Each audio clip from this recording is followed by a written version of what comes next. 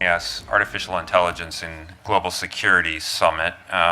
Here, I'm Richard Fontaine, President of the Center for New American Security, and we're really excited this morning to bring everybody together around this set of issues where artificial intelligence and national security issues and matters coincide.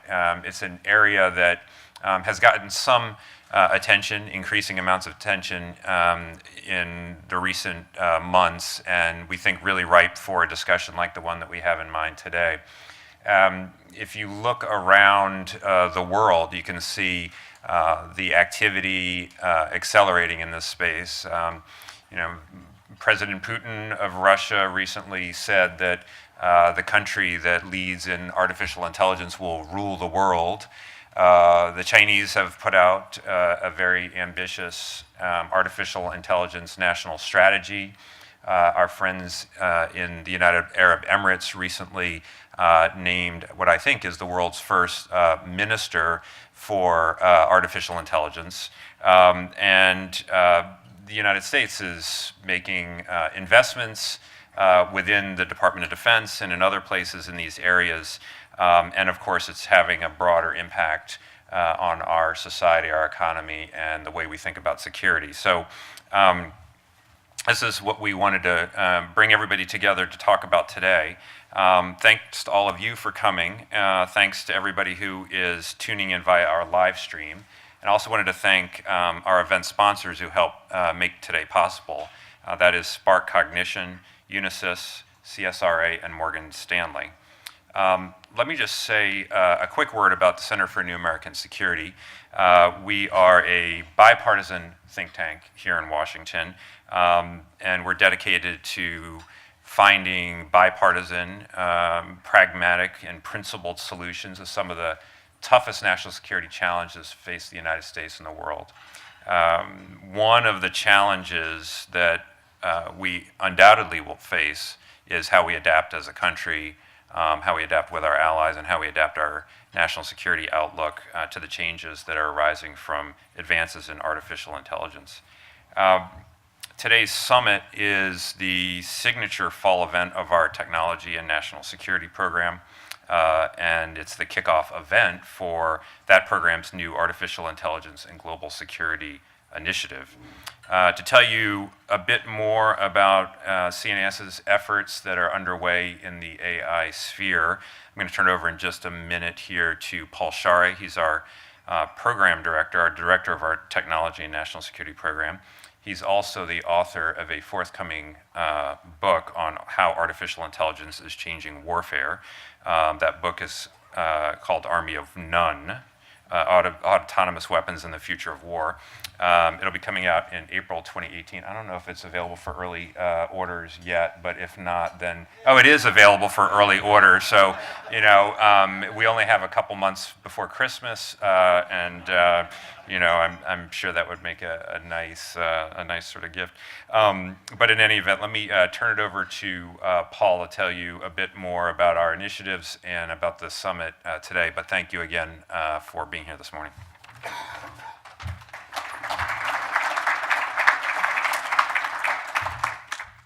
Thanks, Richard. We're at the beginnings of a new industrial revolution, this one powered by artificial intelligence and machine learning. We've seen incredible gains in the past few years in artificial intelligence. And we've now been able to, through a combination of more advanced processing power, large data sets, and some tweaks to what in many cases are some older algorithms, we've been able to solve some very difficult problems that have been intractable for decades. We can do things like natural language processing and image recognition. And we're seeing this technology be applied to a range of industries: healthcare, transportation, finance, many others. This will undoubtedly have many national security applications as well. So things like advanced cybersecurity, more intelligent sensors, more sophisticated autonomous vehicles, decision tools to help humans make decisions. These are things that will be very valuable, things that are opportunities for the United States, but also things that others might do that we want to prepare for and begin to anticipate.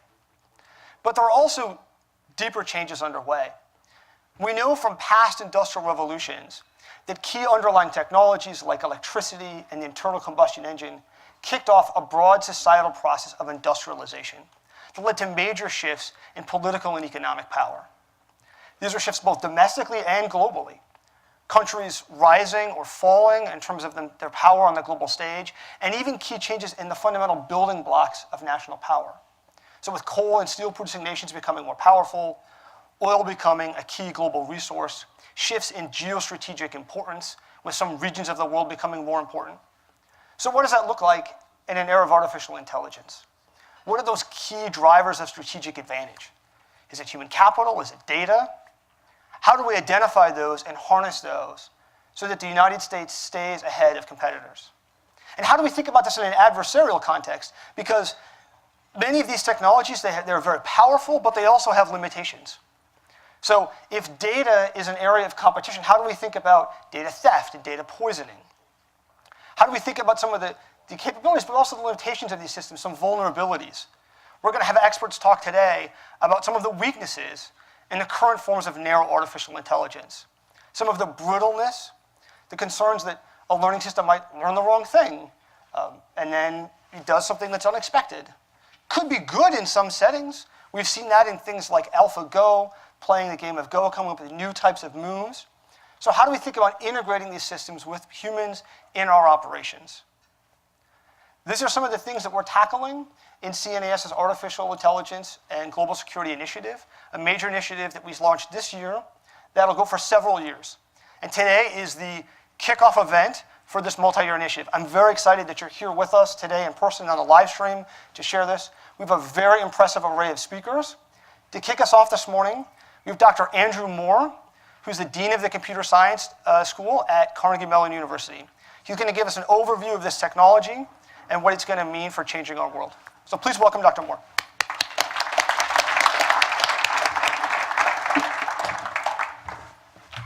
Good morning, everybody. I am very excited and honored to be here. What I wanted to talk about is a map that we've been drawing at Carnegie Mellon, and it's a map of the big components of artificial intelligence. As we're turning this in, we're introducing an artificial intelligence major into CMU because it's so important to train up folks with the skills needed to build and develop these systems. And at the same time, we ourselves need to understand what we should be thinking about getting ready for 5 years and 10 years in the future, which is a century away in AI development time. So that's what I wanted to talk about today. So briefly, indulge me while I remind you of the context here. In 1965, a few folks said we can use computers to think like humans. And they broke down the problem into saying what we need to do is computerize perception, the decision-making, and action. So that already gives us somewhat of a breakdown of what's going on in AI. Everything was going great for a while until we discovered that we couldn't do decisions properly if we couldn't predict what was going to happen next. We were awesome at games like chess, where you actually can exactly say, this is what will happen if I do this and my opponent does that. But most parts of the world, to do with driving autonomous vehicles or providing information to humans, turned out not to be like that. So the big push between 2000 and about 2012 has all been in machine learning. What that now gives us is the decision boxes in the full AI systems have got something to use when they're planning out what's going to happen next. So that's very good news. What that leaves us with now is this situation as the general map that we're using for artificial intelligence. We talk about it as the AI stack. And I'm going to quickly walk you through it and then discuss the places where we see the most need for new stuff, the places which are most potentially fearsome in what's going on. So let's begin with perception. Perception has grown very rapidly in the last few years as computer vision has begun to, in a sense, work. So for example, we can now have hundreds of street intersections in Pittsburgh where there's cameras on the traffic lights, and the traffic lights can very usefully plan every single car. They individually work out what they can do to help the overall needs of individual cars. It's reduced the drive time through Pittsburgh by 24% just by great perception of what's happening. Another thing which is new, this was not around 2 years ago, but now we can use it in all kinds of ways, is because computer vision has developed so quickly and the ability to gimbal cameras has developed well in the civilian world now. If I walk into a room, I can have a computer 80 feet away, which can, within a fifth of a second, get a camera pointed at my eye and zoomed in with such accuracy that it can take a 2000 by 2000 infrared image of my eye and identify me. This is now going into production for vehicles on the US Army which want to be able to do a quick scan and identify everyone within 50 or 100 feet, where that's applicable and legal according to the rules of engagement. We can do this now. There's not humorous, but completely harmless opportunities, like it's very easy now to build a store where you walk in, pick something off the shelf, walk out, you don't get arrested because your eye was scanned at some point and you were charged. Here's an important example. It's very cute. It looks like a bunch of stick figures dancing. What it actually is a project by 2 second-year PhD students at CMU who just realized that based on 2 things they'd learned in 2 separate AI courses, you can do this now. What it is you can track full body motion of large groups of people using a single monocular camera. Previously, everyone had instrumented rooms and environments with dozens of cameras and sometimes put dots on people to see what's happening. We can now monitor a crowd and look for the one person who suddenly reaches into a bag to pick something up. We can use this for dance lessons for kids. And it really is like living in Hogwarts at the moment in an AI lab, because every couple of months, new crazy things come up. And again, this is exciting, but the theme of this conference is we have to think about the other consequences. As you know, there's been a great deal of movement in the machine learning to support human emotion recognition. I'm not going to go into that in detail because I don't have enough time. I'll mention that one of the successful use cases here has been when you're watching a cohort of patients who are being treated for depression. If you can look at 1 minute of video of their face every day, it turns out that we are able to predict whether the treatment for depression is effective about 6 weeks before the physician or the patient has actually made that decision. So that is, again, excited. The idea of communicating between humans and computers just on the basis of speech, language, and vision is now old-fashioned. You always bring in human emotional state into your discussion. Similarly with voice, we had some interesting incidents recently where there were hoax calls to the Coast Guard based on the sonogram of the person's voice. Rita Singh, one of our faculty, who was incidentally supported by the Eric Schmidt Foundation, managed to produce a system which was able to estimate the person's height to within 1 centimeter, their weight to within 2 pounds, their area of origin, their ethnic background, and a whole bunch of other features. When we caught the person, she was correct to within 1 centimeter and 2 pounds and so forth. This was because she was able to apply deep learning using the TensorFlow system to these sonograms very, very quickly, instead of requiring 10 years of research these days to do that. As you can imagine, she is now besieged with security forces who need her help, and she's now very interested in the signs of early dementia and other emotional instability issues from the voice. So as we move up the stack, we're now getting into an area where I would say it's less mature, and this is where we are urgently looking to hire faculty who are going to educate our students, and our students are demanding education. I really want you to get this as a clear takeaway message. Machine learning is really important, and it will continue to improve, but it is kind of done.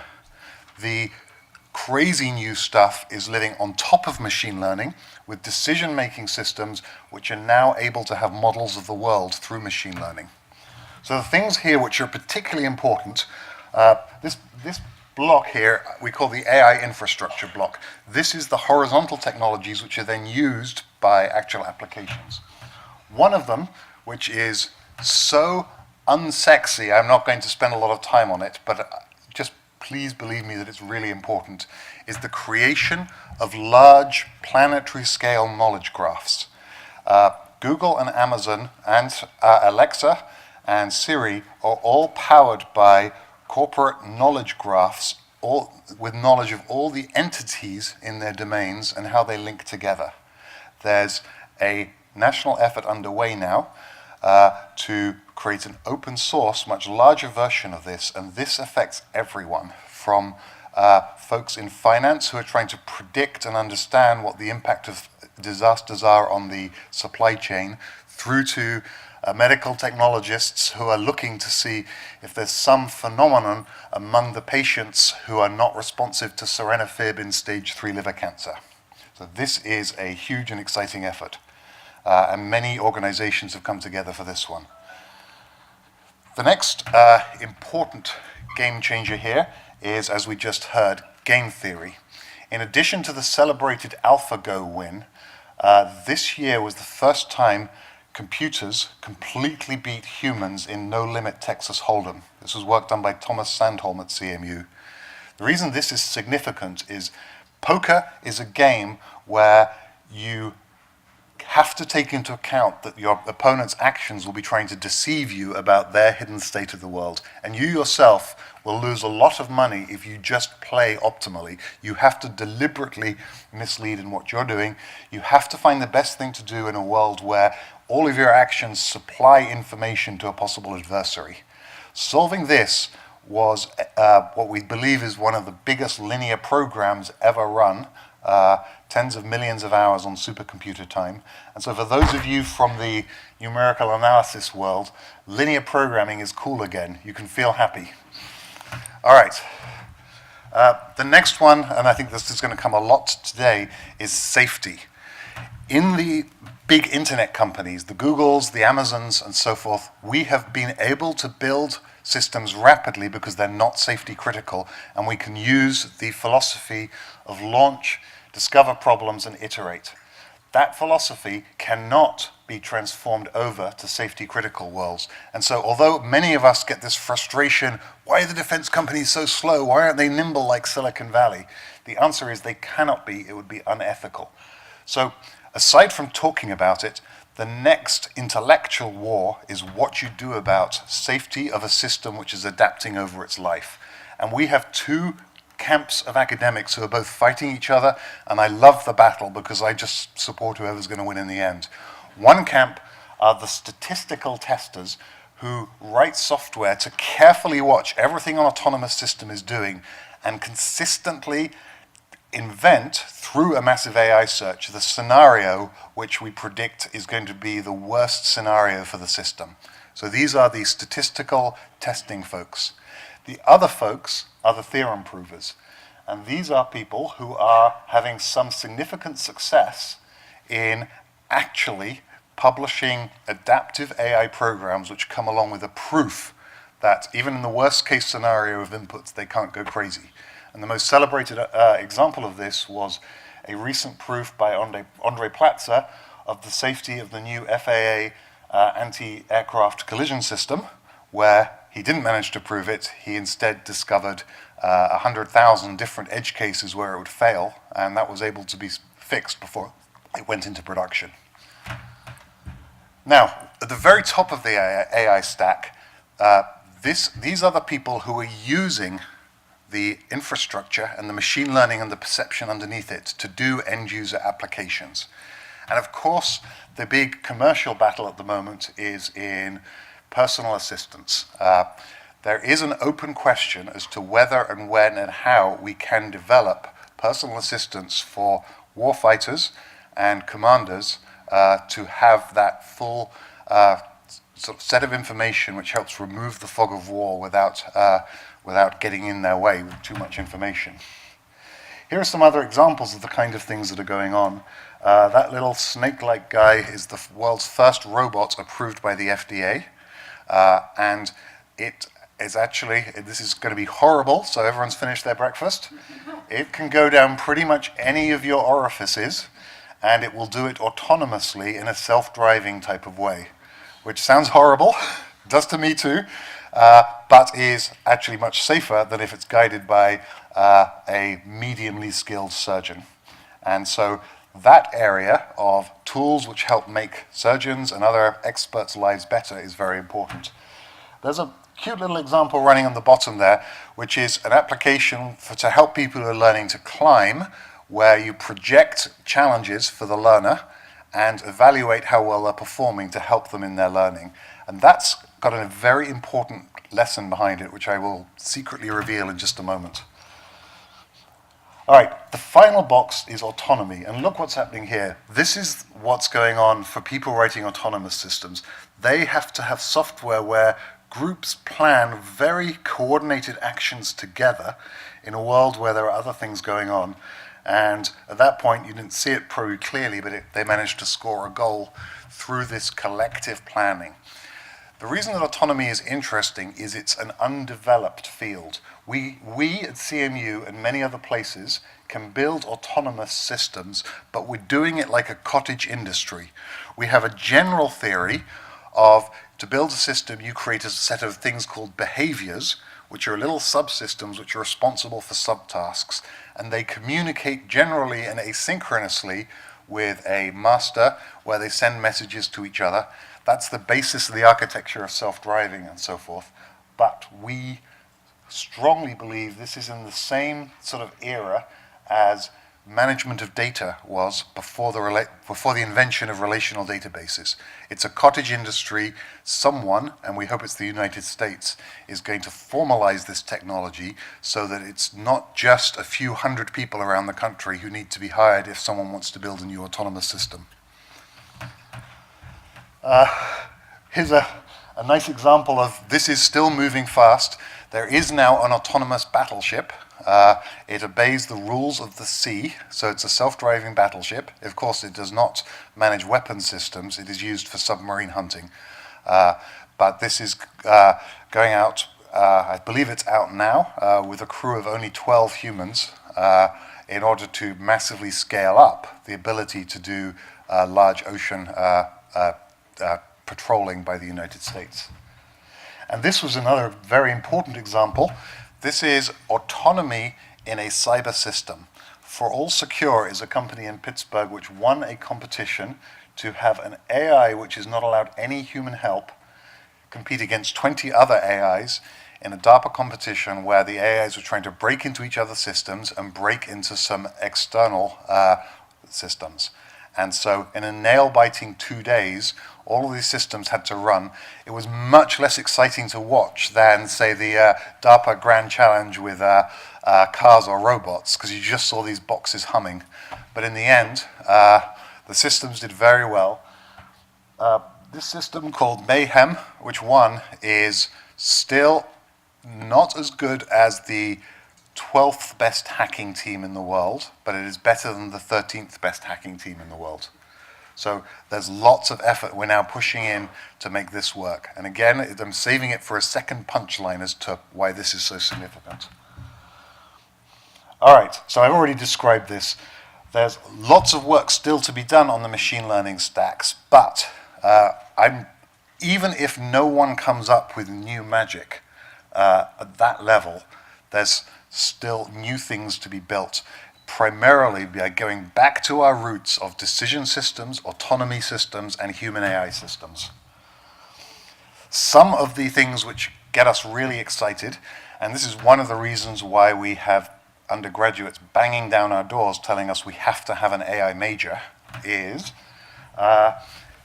for the purpose of national security, there is an opportunity for this country to come up with a viable third offset, because we still have the largest high-tech manufacturing base and the largest infrastructure. We could afford, if we wanted to, and if we needed to, be surveilling pretty much the whole world with autonomous drones of various kinds. I'm not saying we'd want to do that, but there's not a technology gap there where I think it's actually too difficult to do. This is now practical. The next thing is we are losing the cyber wars in terms of numbers. We are completely outgunned in terms of personnel by China and Russia. But the work that's being done by all those hundreds of thousands of cyber warriors, some of it's pretty boring when you look at it. And so the question comes, can we stay 6 months or 18 months ahead by doing the automation of the boring tasks so that we're fighting with 500 strong AI engineers against 10,000 specially trained human cyber engineers? Trouble with being a human is you cannot make decisions in less than a quarter of a second. And so to some extent, we have an advantage over them. I mentioned the Open Knowledge Network. Another thing which I cannot emphasize how much things have changed. There are tasks which 5 years ago would have been a person's PhD thesis or would have been a big project funded by DARPA, which now a couple of smart graduate students can do in a few months. So do not think of new AI systems as needing to wait a couple of years to be put together, or maybe 5 years to be put together, as would a new missile design, for instance. These are things which can happen rapidly. And finally, it is, if the country needs it, we can provide, we the AI community, going with consumer companies like Sony Aibo and DJI drones, can produce technology to very quickly manage and remove the fog of war from disaster scenarios. So we're excited by that. But there are threats. If an AI disaster happens, and that would, for instance, be an autonomous car killing people due to serious bugs, and frankly, I believe that's already happened, then at some point, AI systems are going to be locked down for development, at least in the United States. There are some even more horrible scenarios, which I don't want to talk about on the stage, which we're really worried about, will cause the complete lockdown of robotics research. The civil disorder from job loss is a very real possibility, and so many of the AI researchers now are working specifically on the question of how to keep humans relevant here. And the last thing I'll mention is it's also a threat, just as it's a good thing that we're able to do AI so quickly. Just as one of our genius grad students can come up with something quickly, so can someone less desirable. And we have to be ready for that in what we're doing. The final punchline I wanted to mention is that nice little system for AI wall climbing. That was developed by a team of 3 students who 13 weeks before had known no computer science. And this is as a result of putting together a very rapid education in the basics of computer science and the ability to mash up open source AI systems. Think about it. We can actually create AI engineers in 13 weeks. So that's the landscape we're dealing with. It's very exciting. I am optimistic that we will use this to improve the human condition, but there are a lot of risks. Thank you.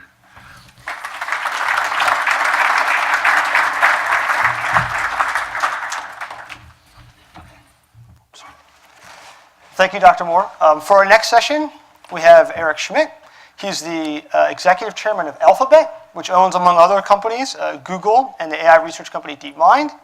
And he's also chair of the Defense Innovation Advisory Board, so has a unique perspective on artificial intelligence in the national security space. Please welcome Mr. Schmidt.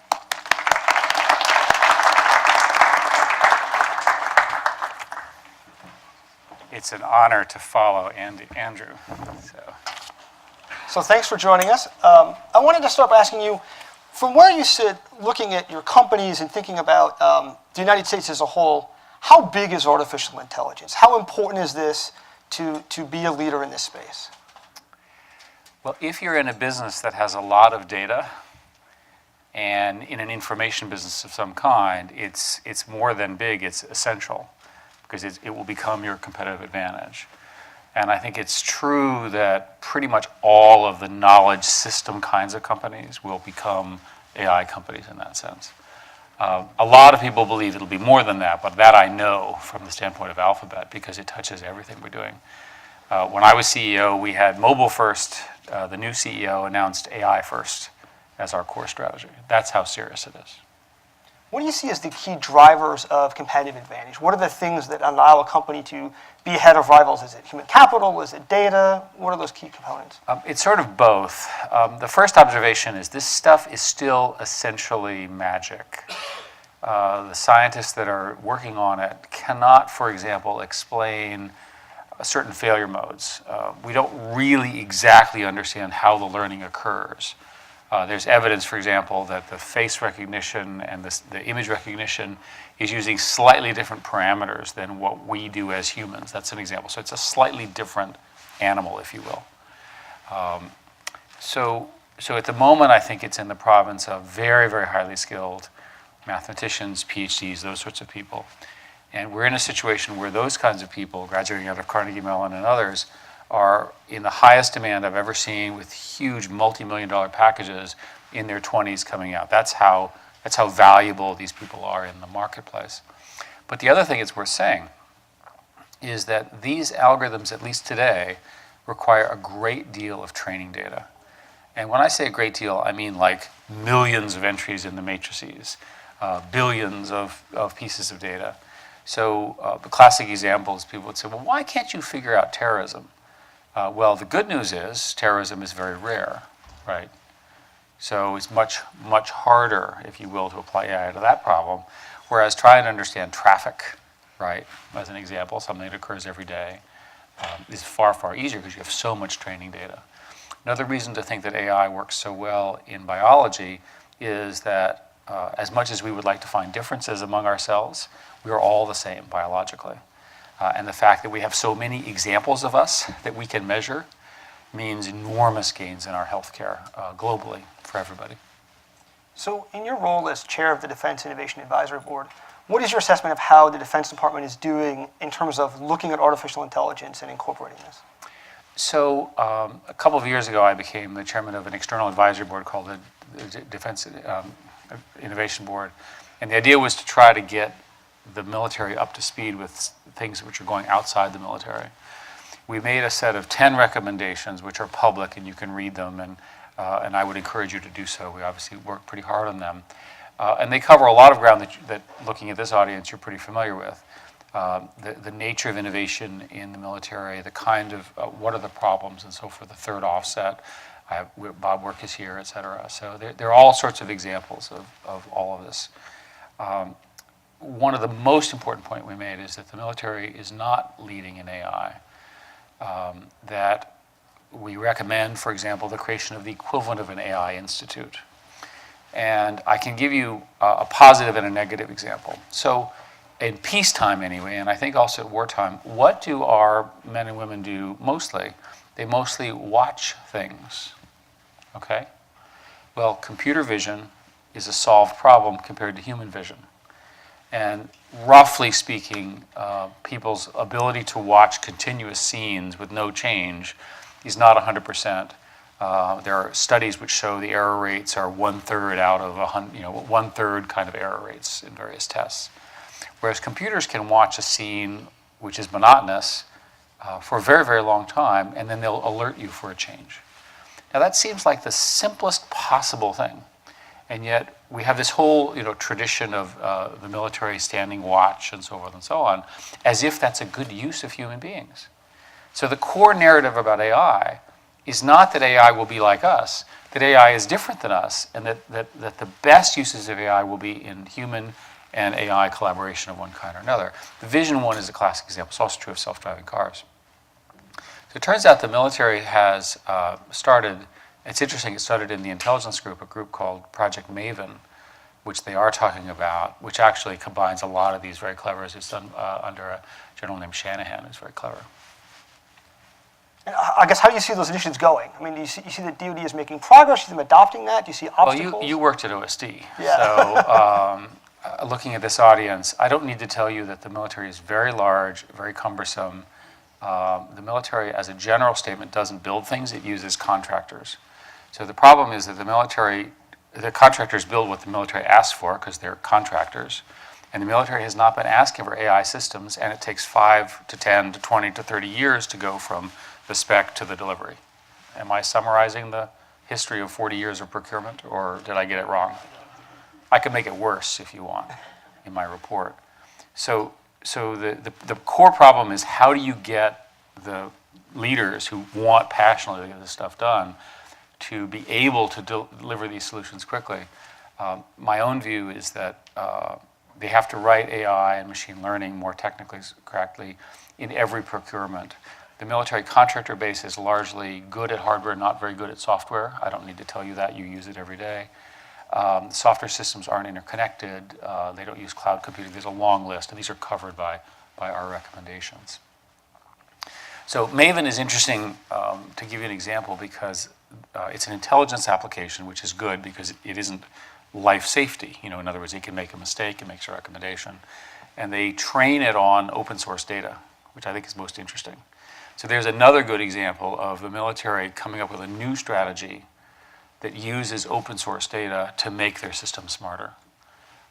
And one of the tricks with AI is you need large amounts of training data, and there's always more open source data than there is secret data. So one of the things that's different in this space right now than, say, earlier major military innovations from 30 years ago, things like stealth, precision-guided weapons, is these are coming from outside the defense sector, right? How does the Defense Department begin to import those technologies? And you talked about the human capital component as well, right? How does DoD compete for talent and then draw in companies in this space? Well, first place, there's lots of money in the DoD. The programs are large, they're multi-year, they have these large procurements. Much of the software work is not of the best quality. There's plenty of room here to bring in some of the kind of people that I'm talking about. And the military has mechanisms to build software contractors, so they don't have to pay military salaries to some of these people, which are way too low for the market. So I think the mechanisms are there, the specific mechanisms to get access. I think it's really around strategy and will. My overall feeling is that if you start with vision, right, which is something that everybody's doing and everybody's watching and everybody's alerting, everyone can understand that, right? So why are we taking people exquisitely trained, men and women of our military, and having them watch something boring all day? I know that sounds repetitive, but that's literally what they do, right?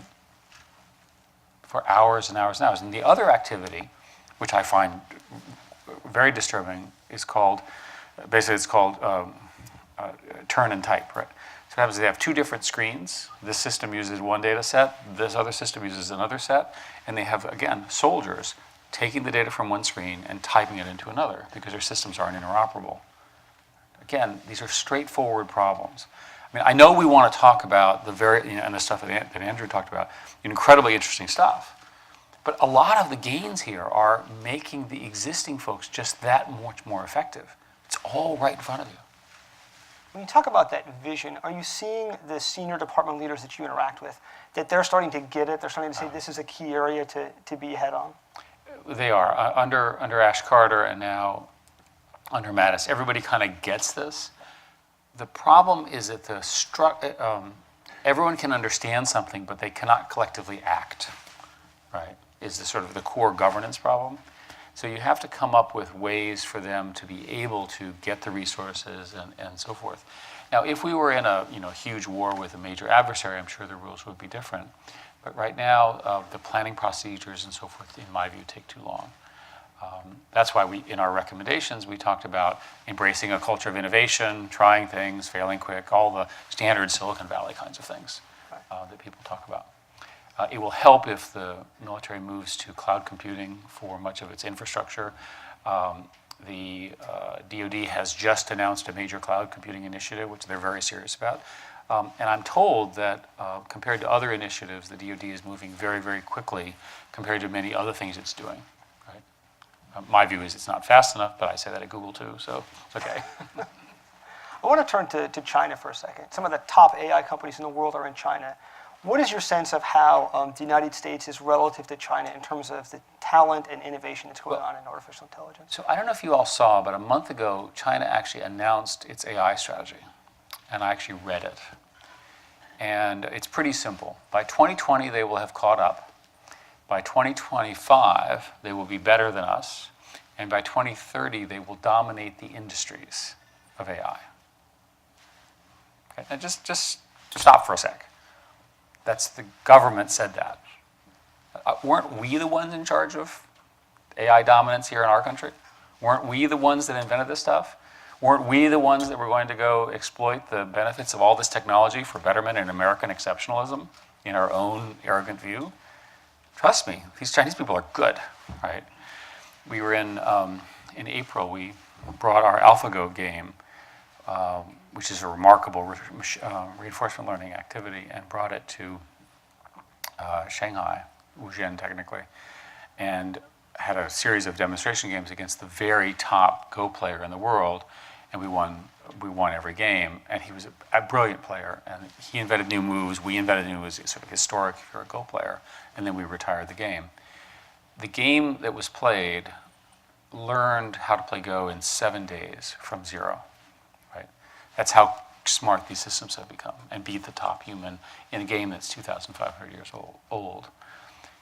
But to me, the more interesting thing about going there was to see that all of the top computer science people from China had shown up. And my conclusion was they are going to use this technology. They're going to use it for both commercial as well as military objectives, with all sorts of implications over that period. But we know what they're doing. They have announced their strategy. Okay? So you're crazy to treat them as somehow second-class citizens. They have, another example, we do tests globally. There are these things called top coder contests, where you have a coding program, literally for programmers. And Asians, as a general statement, and Chinese in particular, tend to win many of the top spots, right? So if you have any kind of prejudice or concern that somehow their system and their educational system is not going to produce the kind of people that I'm talking about, you're wrong. Right? So what steps should the U.S. be taking to remain competitive, right? Presumably that's not where we would like to be in 2030. Well, for one thing, we don't have a national strategy that just said that. Right? So if you believe that this is as important as I suspect all of us do, but certainly I believe, then we need to get our act together as a country. Right? So I'll give you another example. Look at the history of Sputnik and the highway system, right? So Sputnik, what happened was the Russians, everybody knew the Russians were going to do this, and then the Sputnik movement happened, and then NASA happens, right? Eisenhower and the interstate highway system in the 50s, right? This is that moment. This is the moment where the government collectively with private industry needs to say, these technologies are important. And by the way, whether they really needed the interstate highway system to move all the missiles around, the country benefited by the interstate highway system enormously, right? Just think about it, right? So whether it's from a position of fear, right, or people are afraid of something, or whether it's a position of leadership, I don't really care how we get there. But I do think a national focus on investing, starting with, and so the specifics are pretty straightforward. Investing in research. America is the country that leads in these areas. There's every reason to think that we can continue that leadership. It's also how we will differentiate our businesses globally, right? Software is the leading, the leading place where software is done in the world is done in America for many reasons, including cultural and so forth. There's all sorts of reasons to do that. I'll give you another one. Let's talk about immigration. Shockingly, some of the very best people are in countries that we won't let in to America. Would you rather have them building AI somewhere else, or you'd rather have them building here? I'll give you a specific example. Iran produces some of the smartest and top computer scientists in the world. I want them here, right? And to be clear, I want them working for Alphabet and Google. I'm very, very clear on this. It's crazy not to let these people in, right? So I can go on. Okay, good. Well, let's open up to some questions from the audience. We've got a great selection of folks here from across government and the private sector and academia working on AI. So let's hear some questions. We've got folks in the back with some microphones. See, we have a question over here. Yes. We have one here. Someone will be coming to you with a mic. Yeah. Okay, good. Hi, thank you. Thanks a lot for your talk, Joanna Bryson. I was I loved most of it, but of course I'm going to pick on the one piece that worried me.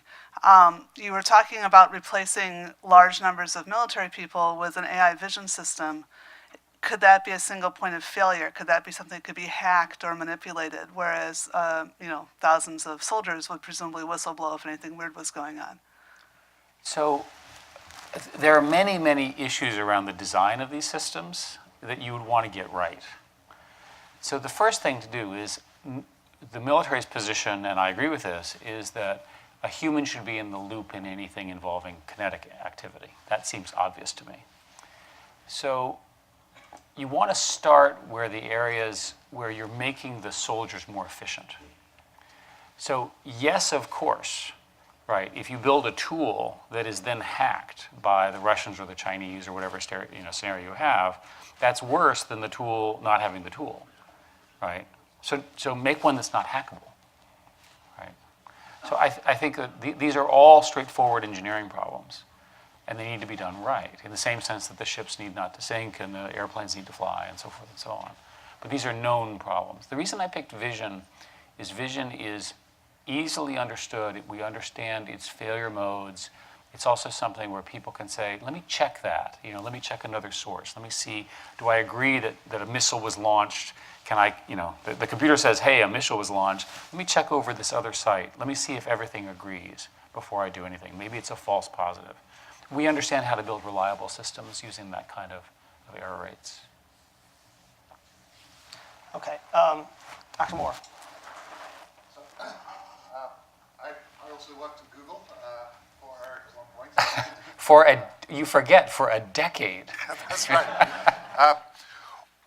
I think that right now, the technology that we built to monitor machine learning systems, and you probably know the code words internally, the things that we used to make sure that at Halloween, our machine learning systems didn't go crazy because they were so overwhelmed with queries for candy, that was very much ahead of what I see happening in academia or in or in the Defense Department at the moment. And I'm very interested in putting in a large program to help the rest of society catch up. We, in Google, I don't want to sound boastful, we were really good at this, and in fact about half of our machine learning teams were writing the systems which are watching, monitoring, constantly testing and diagnosing machine learning. Do you think we should invest in that? Do you think we should maybe actually start to open some of the commercial techniques to the rest of the community? I do. I also think that the way this will really work, if you go back to what Andrew's point about how it's very easy to mash up a powerful system today, you precisely cannot do that in the military. There are a gazillion laws that prevent you from doing mashups and having fun for all sorts of, again, reasons.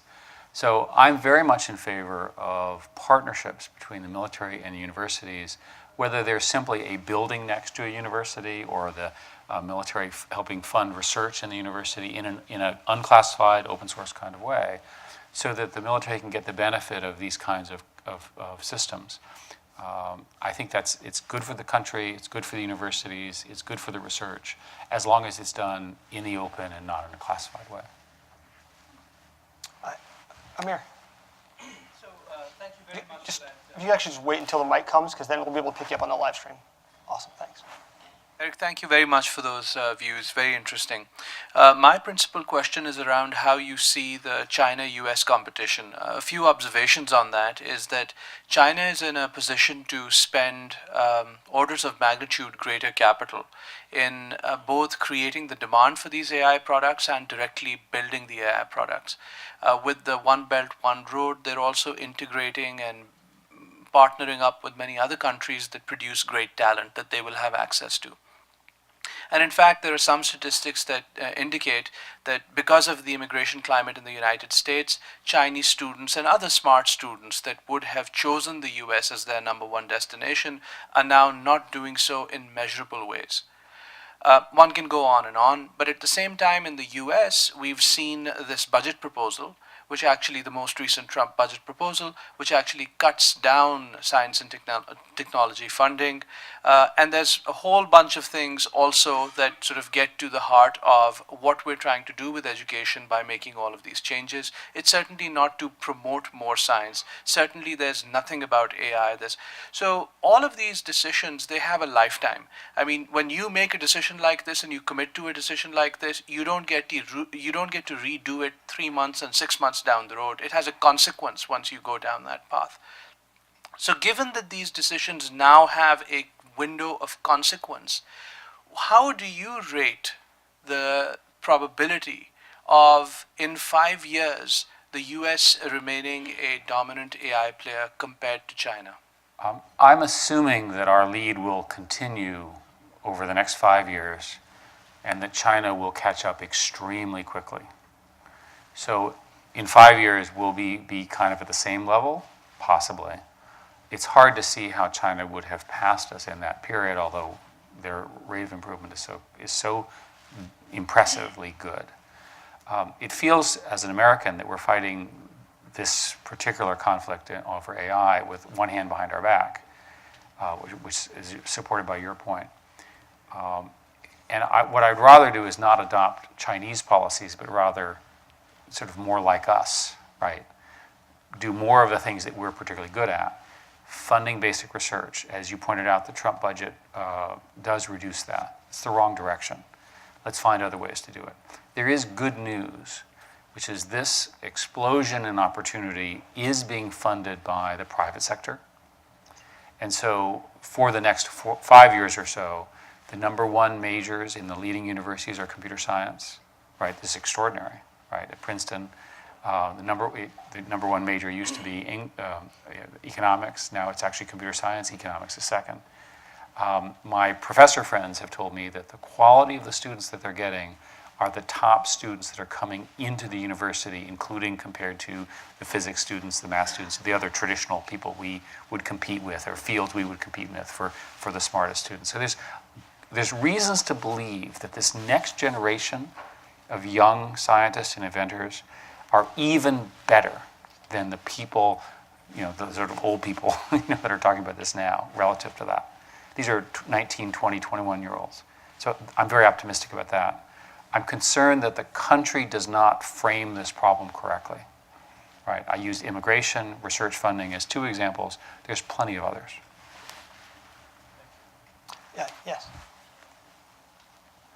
There's a question over here as well. Can we get a mic up here? Can we get the mics to the next questioner? Yeah, Let's speed this up. Can we get a mic over to this gentleman over here or over there? That'd be great. Go ahead. Yes, Yeah. sir. Jonathan Goldberger. Really appreciate the talk as well. We've talked a lot about technology, talked a lot about software, but this is really a people problem. I'm really interested in your perspective about the behavioral change and the culture that embraces this. And how do we do that with organizations that are 100 years old, our government, even more so, to enable that behavioral change, that culture of artificial intelligence? Thank you. I never want to use nuclear as a good example, but if you think about the nuclear emergency in the 40s and 50s, ultimately the government created a set of institutions. These are Sandia, other labs around the country that were run by physicists, because the physics of nuclear is very, very difficult. These are highly competent organizations full of incredibly smart people working on these very, very difficult science problems. So we do have a model there, but it was understood that it was a specialized skill. So part of the reason that in our recommendations we said create the equivalent of an AI institute is it's not like normal stuff. That's an example.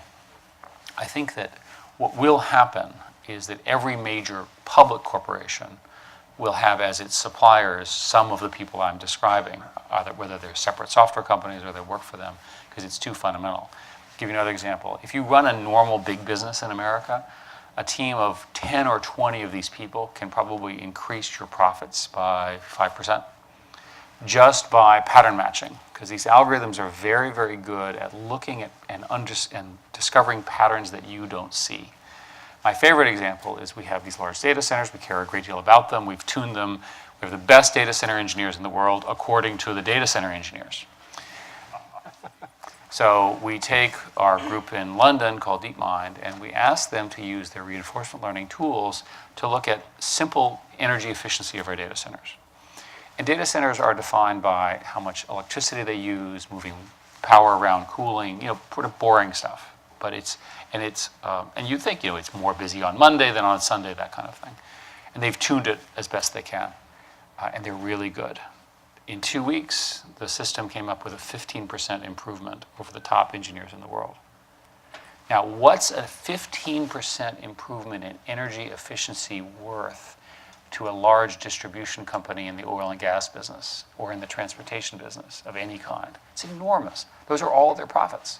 That's how powerful this technology is. Over here? Yes, I thank you. Jeff Odlum, State Department. The tech sector traditionally is wary of too much regulation with the federal government oversight intervention. So on this particular aspect, the intersection of artificial intelligence and national security, what's your sense of the willingness of Alphabet or Facebook or Amazon or Microsoft to work proactively with the federal government, especially when it comes to trying to set limits or constraints on the types of technologies you develop or the export of technologies to certain countries? So why would you want to put limits on the technology I just described? To prevent an AI arms race or to prevent proliferation of weaponized AI. Okay, so there's a lot of presumptions in that question. Well, that's why we're here. Understood. So the first question is, do you think there's going to be an AI arms race? Yes. You do? I would. Well, you just said China will be ahead of us by 2020. Doesn't that concern you? It does. It doesn't necessarily mean it's an arms race. Depends on how it's done. Well, you said China's interested in using AI for military purposes, so I said for commercial as well as defense purposes, Yeah, which is what they've said publicly. So it doesn't concern you at all? It actually does, but the reason I'm provoking you is that it's so easy to go to the movie, the movie of the robot. Yeah, no, I'm not talking about the Terminator, but as you mentioned, the example of nuclear weapons in the 40s. Yeah, I mean, but we might be at that stage in the next few years when it comes to AI. hopefully we're not going to be. So let's go through some of the arms race questions. So the first question is cybersecurity. One of the things that's different between cybersecurity and nuclear is that we have the possibility of defending ourselves against it. So before we get focused on how terrible things are, maybe we should fix our cyber systems to become more resilient, starting with upgrading all those Windows 95 systems that the government uses. Last time I checked, we're still trying to get to Windows 10. Right? Windows 95 has been thoroughly penetrated by the Chinese and every undergraduate at every university. Right? So if you think your network is secure, trust me, it's not. Right? So there's a set of sort of things we can do there that are well beyond before an arms race. I can go on. I think the general answer on regulation is we worry about premature regulation. So there's plenty of things to worry about, but I don't know what you'd regulate now. So under that doctrine, you would say, well, if you invent a new algorithm, you have to give it to the government. Well, at the moment you give it to the government, it would be leaked, okay? Because the systems are so insecure. So again, I would be very, very careful about simple answers to these questions. I would prefer to be more like us, which is to invest in our core, especially younger talent coming out of universities, and allow that we will lead through technology innovation and so forth and stay ahead. That would be my goal. Do you see certain components of this technology that we might want to protect and not allow others, not proliferate, not export to others? It's unclear to me that would work very well because the industry is moving so quickly, the understanding of the underlying math and so forth is so broad now, and there isn't a fissile material that you can sort of constrain. It's a reasonable debate to have, but an example is that if my own view is that if anybody's going to invent a form of general intelligence, it will be the DeepMind subsidiary of Alphabet, which is in London. Right? Why is it in London? Because there's a brilliant collection of people who came out of Cambridge, and they've been adding people and so forth. And by the way, their complaint, right, is they want to make sure that Europeans will be able to move into Britain because there's plenty of incredibly smart Germans and French people. They're worried that in Brexit might not be able to move. Same argument, but in a different context. A question over here. Yes, sir. Eric, Eric, thank you for sharing your view. I mean, it's really insightful for us. Your peer, Elon Musk at Silicon Valley, apparently had a more pessimistic view on AI, and he publicly warned that AI is going to be a disaster to human beings, to society. And so I have a very simple question, maybe in a broad context. So if you look at artificial intelligence, today we call it AI, but essentially what it really does is taking what you shared with us, AlphaGo, learn this new game in 7 days. So that's not really a regular intelligence. It's creating a super intelligence. And so in the future, in the near future, what's going to happen is you're going to have, like I mentioned, potentially country-to-country confrontation. Could be, the good guys versus bad guys confrontation. So essentially what's going to happen is it's really a super intelligence against super intelligence. I know it's very hard kind of, question to answer to predict what's going to happen, but a simple question I have for you is to take the DeepMind organization. You guys have this AlphaGo. Do you have another AlphaGo within the same organization and you are trying to compete between two AI, two super intelligence? And what's that going to happen? Yeah. So I understood your question, and I'm afraid I'm going to have to cast it into the movie department, because we're not today building super intelligences. We're building systems that are very good at imprecise pattern matching, right? These are not super intelligence in the term that you're describing. There are people who think that we will eventually be able to do that, but certainly not in the next few years. We're some time away.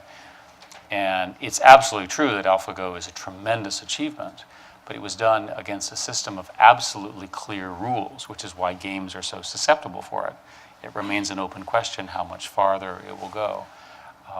So I'm not as worried about the scenario that you described. You can imagine a movie where there's these super intelligences and they have a big battle, and ultimately they, sort of have a combination. And I don't think Elon is right at all. I think that AI, in fact, is the inverse of what he said. I think it will make people enormously smarter, enormously more productive, live longer, have better lives, in fact, lead to less conflict. This is my personal view. And most people I work with agree. We have a question over here. Yes, sir. Yeah. Richard Harkner from the University of Cincinnati. Couldn't agree more with everything that you've said. And I want to take you back up into that strategic space in which we have an absence of strategy. And so when I think strategically, I see a distribution of AI cyber power. Obviously, we're talking about China. We're talking about the United States. I wonder if I could draw you out and talk about Alphabet as an actor in this space, right? So we've been caught up in this partnership model for a long time, and that has very interesting implications, or implies, right, a certain type of relationship. But when we think strategically, and we think about Alphabet as an actor in this space, it suggests to me a much better way of thinking about this as an alignment model, right? That Alphabet has interests in this space that may or may not be the same as China's, may not be the same as the United States. And how do you align those to achieve strategic ends that, from the United States perspective, would advance national security? So talk to me, does that make sense, that we should start to think about your company and others in that space as actors with interests that are going to influence and construct the area that we have to seek security and power in? I'm sure we will be a contributor, but it's important to remember that we operate under U.S. law and U.S. regulations. The three companies that are really leading in this area are ourselves, Facebook, and a Chinese company, Baidu. And there are others coming, right? So I think there will be a set of companies that will amass enough people and data and so forth to do interesting things in their businesses, with others joining. But I think ultimately these issues will be resolved in a higher court, if you will.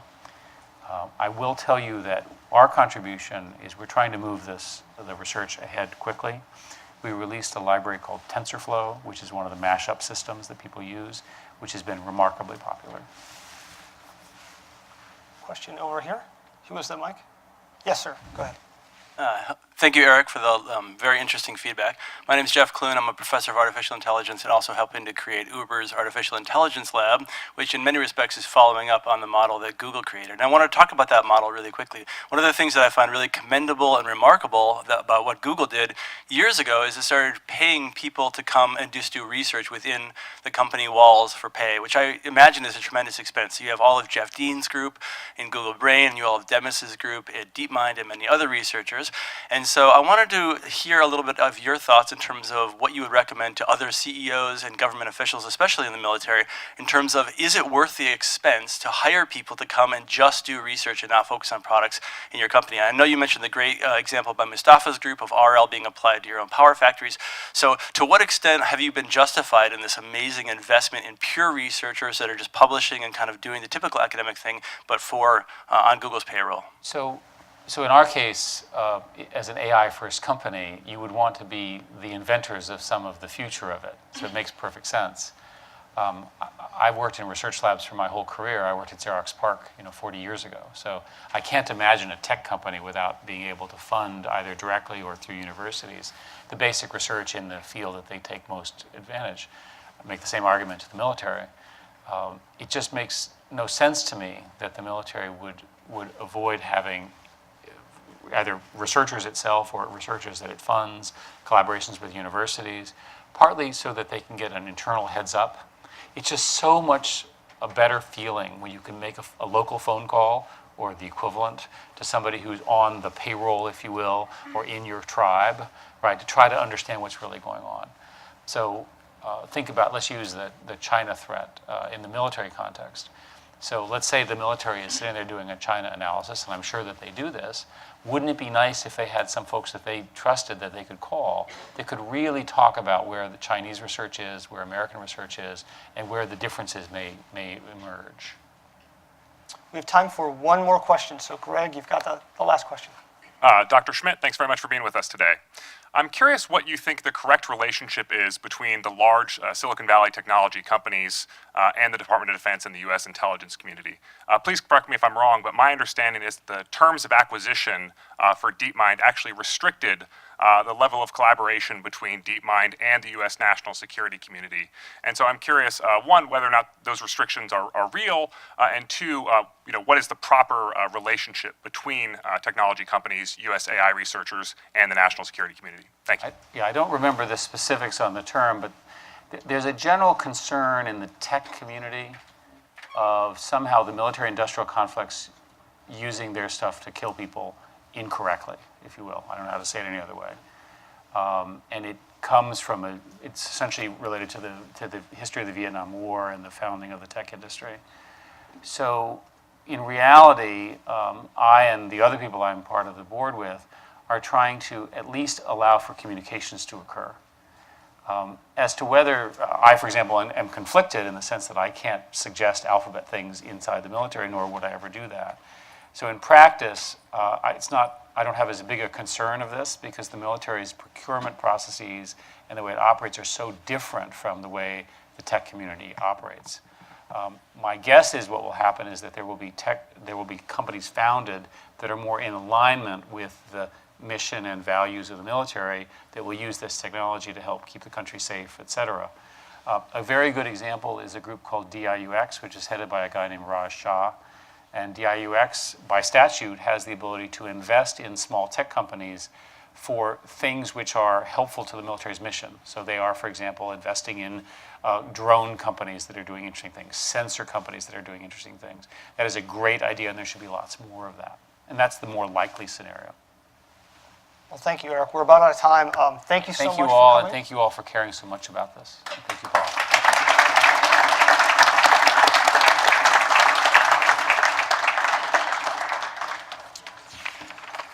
Okay, our next session is focused on artificial intelligence safety and cybersecurity.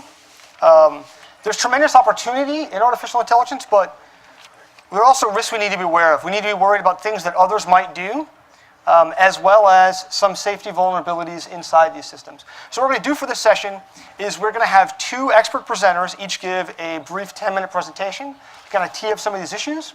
First, we'll have Dr. Dario Amodei from OpenAI, who's a leading researcher on AI safety. He is one of the co-authors of a foundational paper looking at AI safety. And after him, we'll have Dr. Kathleen Fisher, who's chair of the Computer Science Department at Tufts University, talking about AI-enabled cybersecurity. And after that, we'll have a moderated discussion with them as well as other panelists. So thank you very much, and welcome, Dr. Amadei. Thanks.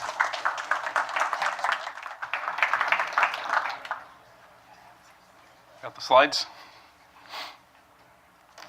At OpenAI, which is a research lab founded by Elon Musk and others, I think about a combination of both how to make AI systems and how to make AI systems safe, which means making AI systems do what we want them to do. So in particular, I'm going to be talking about what I think is going to happen with the next generation of AI systems. So just a couple years ago, even to researchers who are at the core of AI research, the boom in AI mostly meant things like speech models, vision models, translation, natural language processing. These systems can be quite powerful, and if they go wrong, things can be quite bad. But at the same time, there's still an essential passivity to such systems, right? An image classifier classifies an image, and then a human decides what to do with that image. Things can go wrong, but there's a limit to how bad it can be. There's a new type of AI system based on a technology called reinforcement learning that has some properties that make me think that safety is going to be a much bigger issue in the future than it has been in the past. So reinforcement learning is a technology that allows machine learning systems to teach themselves and to operate in a completely autonomous way in complex environments. So here are some examples of such systems. The first one is the famous AlphaGo system, which Google's DeepMind unit worked on, which beat the world champion and more recently was able to surpass even its previous system without involving any human knowledge at all. The other three are systems trained at OpenAI. The system below is a reinforcement learning system that has learned to play a massive multiplayer online battle game called Dota that millions of people play and professionals devote their life to. And we managed to beat the world champion in that game with a system where we told it almost nothing about the game except what it meant to win and what it meant to lose. And it was able to experiment with all of its possible strategies and figure out how to beat the world champion, including things like baiting, tricking its opponents. Unlike AlphaGo, this isn't a deterministic environment. It's stochastic. There's a lot you don't see. Up at the upper right is two simulated humanoid robots that have learned to sumo wrestle each other in a competition. And at the bottom is deployment of stacking of blocks by a real robot, which we also trained by reinforcement learning. So this is kind of a new kind of AI that I think is emerging, particularly from our lab and Google's DeepMind unit, some others as well, that I think is going to have a lot of implications. So again, the key features of this are extended interaction with a complex real-time environment, a very high level of autonomy, and along with that, the ability to do things at a speed that humans will not be able to keep up with or monitor. And the system teaches itself and discovers its own strategies instead of us telling it what to do. This is, in fact, I think, only going to get more extreme. There is currently a boom in AI-optimized hardware. The technologies that have been behind the AI boom, deep learning, are based on a particular kind of mathematical operation. We are now optimizing chips for that operation, and so this is a graph of how many operations we've been able to do per watt of power, which is a good unit of cost.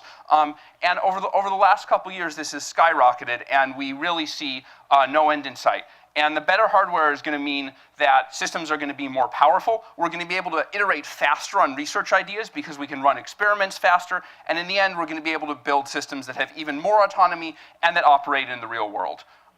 So that all sounds great, but I actually have some concerns related to this. So this is an example of another system, a reinforcement learning system like all of the others, that we trained to do something. So what this thing was supposed to do was we were supposed to train a boat to complete a course from start to finish.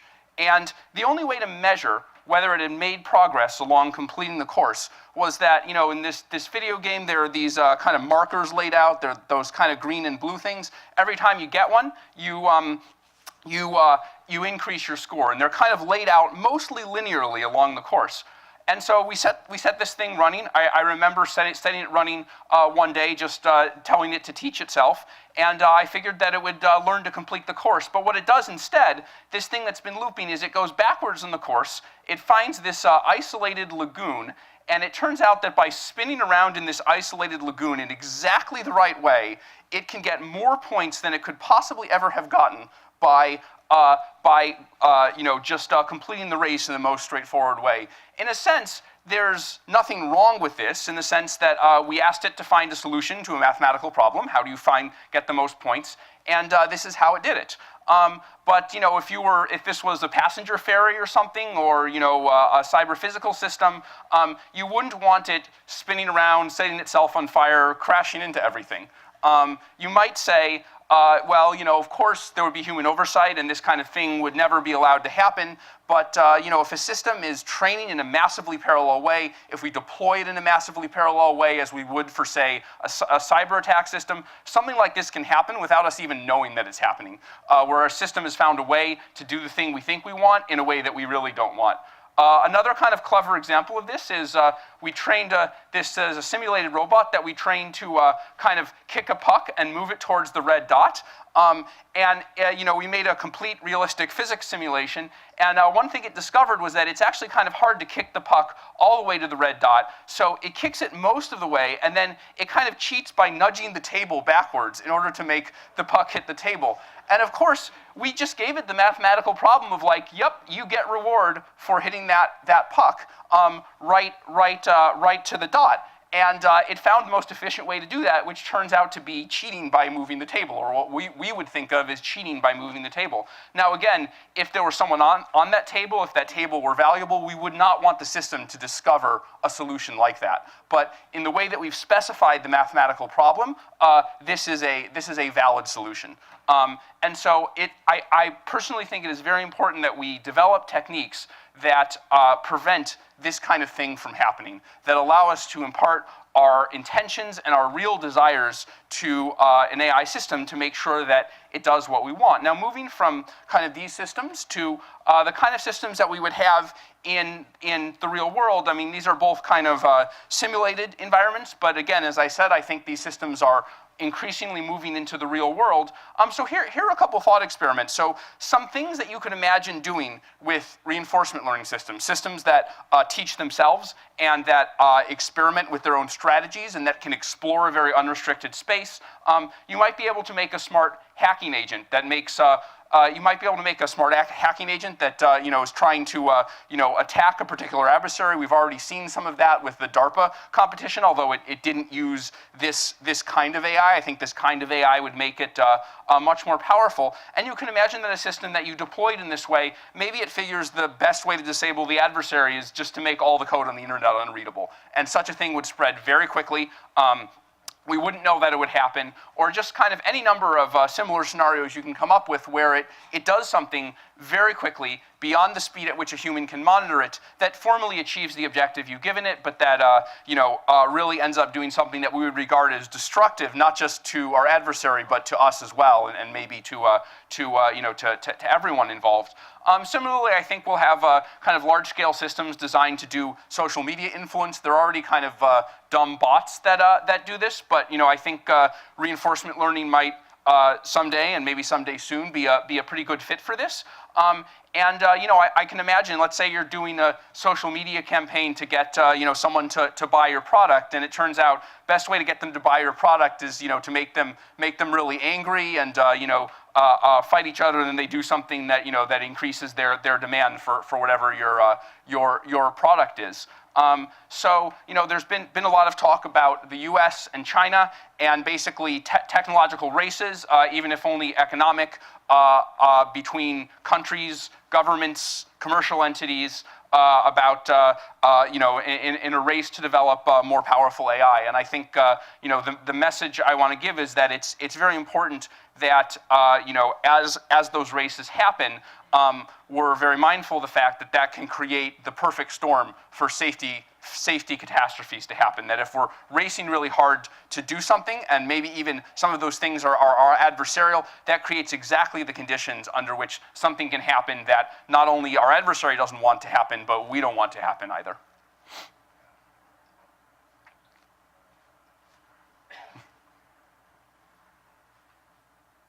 What's next? Questions?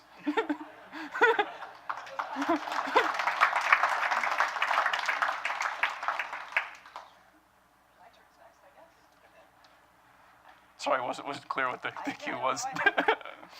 Thank you. Somehow they let the the foxes in charge of the hen house, or vice versa. Well, I guess maybe I'm supposed to go next, so I will go next, and we can have questions at the end, or next. So I'm Kathleen Fisher. I am chair of the computer science department at Tufts. I was a DARPA program manager for 3 years working on cybersecurity of vehicles. We produced a helicopter that a red team was not able to break into or take over control, despite having full access to the system and full knowledge of the system. The penetration testing experts, their assessment was this was the most secure helicopter on the planet. They were so confident of the results that they were willing to let the red team attack the helicopter while it was in flight. So we are actually making progress on building software that's secure enough that we don't have to hack it, or that hacking into it is much more difficult. But that's not why I'm here to talk to you today. I'm here to talk to you about cybersecurity and AI and what the potential threats are. So kind of 3 main points. The first is that cyber weapons are going to become a key part of both cybercrime and the arsenal that nations use for warfare, along the lines that I think that the change is likely to be as significant as the change that we saw when we got the Air Force a long time ago, or missiles, that it will be pervasive and really change the game on how wars will be fought, unless we manage to build software to be dramatically more secure, and we can go and retrofit all of that ridiculously amount of legacy code that's out there. So that's the point 1 that I'll talk about. And then the second point will be that AI is going to be a multiplicative factor in that, increasing the risk of cyber weapons. And that the third one is that this is an arms race that we have to participate in. If we don't participate, we're going to lose, and we don't want to lose. So first talking point is the cyber weapons are going to become an essential part of our arsenal for fighting wars, for protecting our national defense, and also for organized crime in stealing intellectual property and money. So we've seen lots of examples of this. So like in 2009, Nortel networks in Canada basically went out of business because of intellectual property theft. They basically were competitors in China that started selling their products for less money. So that's a significant financial effect for having stolen intellectual property. And here when I talk about cyber weapons, I don't mean autonomous quadcopters or helicopters or UAVs. I mean programs like malware, ransomware, things like that, that are sent through networks and reaching computers. So simple cyber warfare kinds of malware. So the Nortel network, we saw in 2012, there was a cyber attack on the Saudi Aramco computers. That's one of the oil-producing companies. They produce 10% of the world's oil. They had an attack that killed, in about an hour and a half, 30,000 of their computers. It made it so that their ability, they actually could still produce and mine the oil, but they couldn't distribute it, they couldn't sell it. All of their business systems were down. For 17 days, they weren't able to sell any of their products, so they stopped selling it. After that, they just started giving it away within Saudi Arabia to keep the company functioning. It took them 6 months to return to normal order, and when they did, they bought like 50,000 disks that caused a temporary glut and a whole price increase for the whole world because of that incident.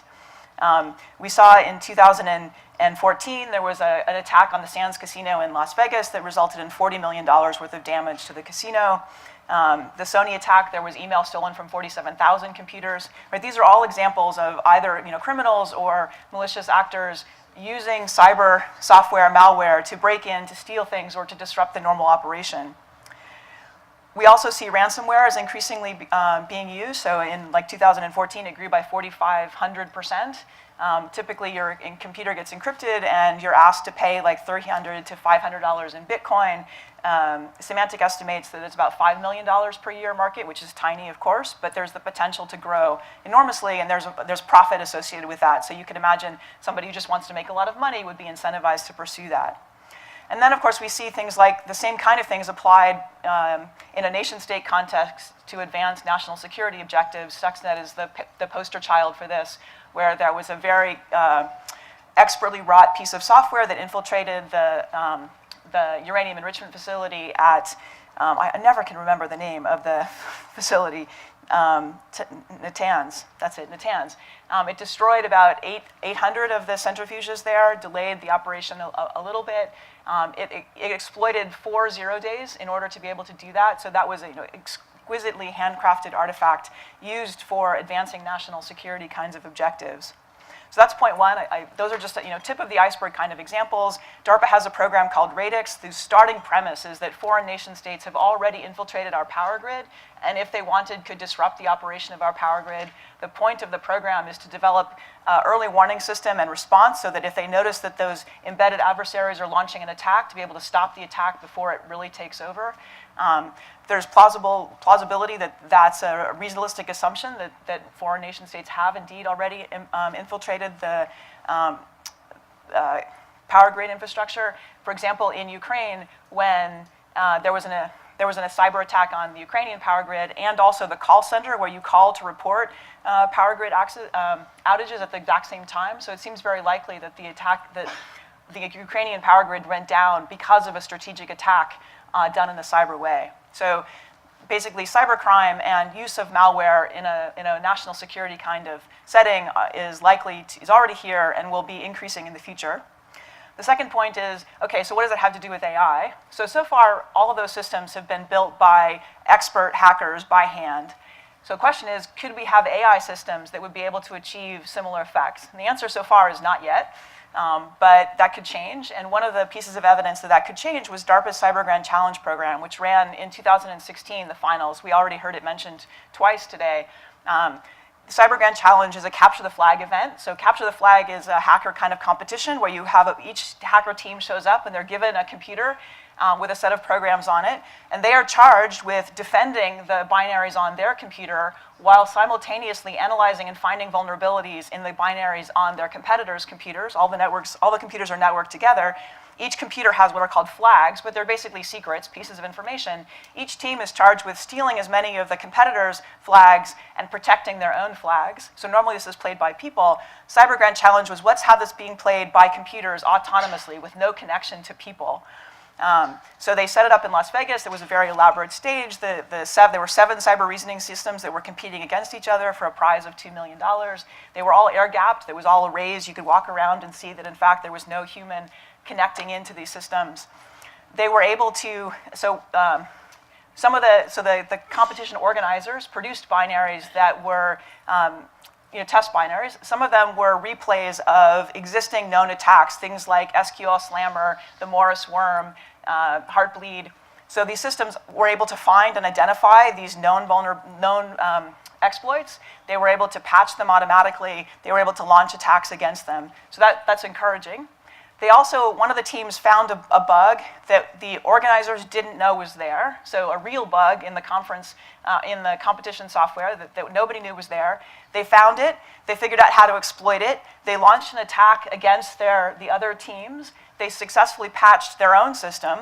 Another team that was watching the traffic that was going on the network figured out what was going on and they reverse engineered the patch and figured out how to protect themselves. So it's like a whole loop of cyber warfare that was done in 20 minutes, right? So humans compete, they can't do the 20-minute thing. That's way, way faster. So that's some evidence that we do have to worry about long-term AI systems being able to automate and make much smarter these handcrafted cyber weapons that we have today and create a much more severe problem in the future. Now, we're not there yet. When the cyber reasoning team that won, the team from CMU, the For All Secure Mayhem system, they competed the next day in the Human Capture the Flag League. And initially, they were doing pretty well because they were faster at the beginning. But they came in 13th, right? So towards the bottom of the team. So I think the right analogy here is likely to be with chess and Go, where at the beginning, the people just were much, much better than the computers. But over time, that switched and the computers were better. So I think that's likely going to be what's happening here with the cyber weapons. It's not clear that that's true because cyber warfare is a much harder domain than even Go is. So the jury's out there a little bit. And then the arms race aspect of what's going on, right? If China or Russia or some other adversary develops cyber reasoning agents that are able to do this at scale and at computer speeds, we can't compete against them at human speeds, right? If a computer is identifying an attack and launching it within 20 minutes, we have to be able to do the same thing. We're not going to be able to compete if we are at human speeds and the adversary is at computer speeds. So this is a place where we can't afford to not invest in this research. We have to be able to do this. Part of what comes along then is what my colleague was talking about before, that was as we build these autonomous cyber weapons, we have to make sure that we put in ethics systems or frameworks to make sure that unintended consequences don't happen, because we don't want the cyber weapons to have really bad collateral damage that we don't know about. We don't know how to do that right now. We're talking about it in the context of self-driving cars, where it's a hard question for the self-driving car, like how do you decide when you're in a bad situation and you only have bad choices, which of those bad choices do you have the car make? It's not obvious. Like humans wouldn't necessarily all make the same decision, so it's not a situation where there's only one decision. So you can't build it to tell it to only do this. You have to give it a framework where it makes decisions, and that's another hard research problem. I think that I am out of time, but there'll be time for questions as we continue with this panel. So thank you for your attention.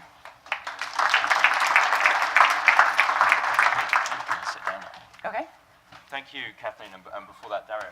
My name is Tom Simon. I'm a senior writer with Wired, and I'm happy to be hosting this panel where we'll delve more into some of these issues.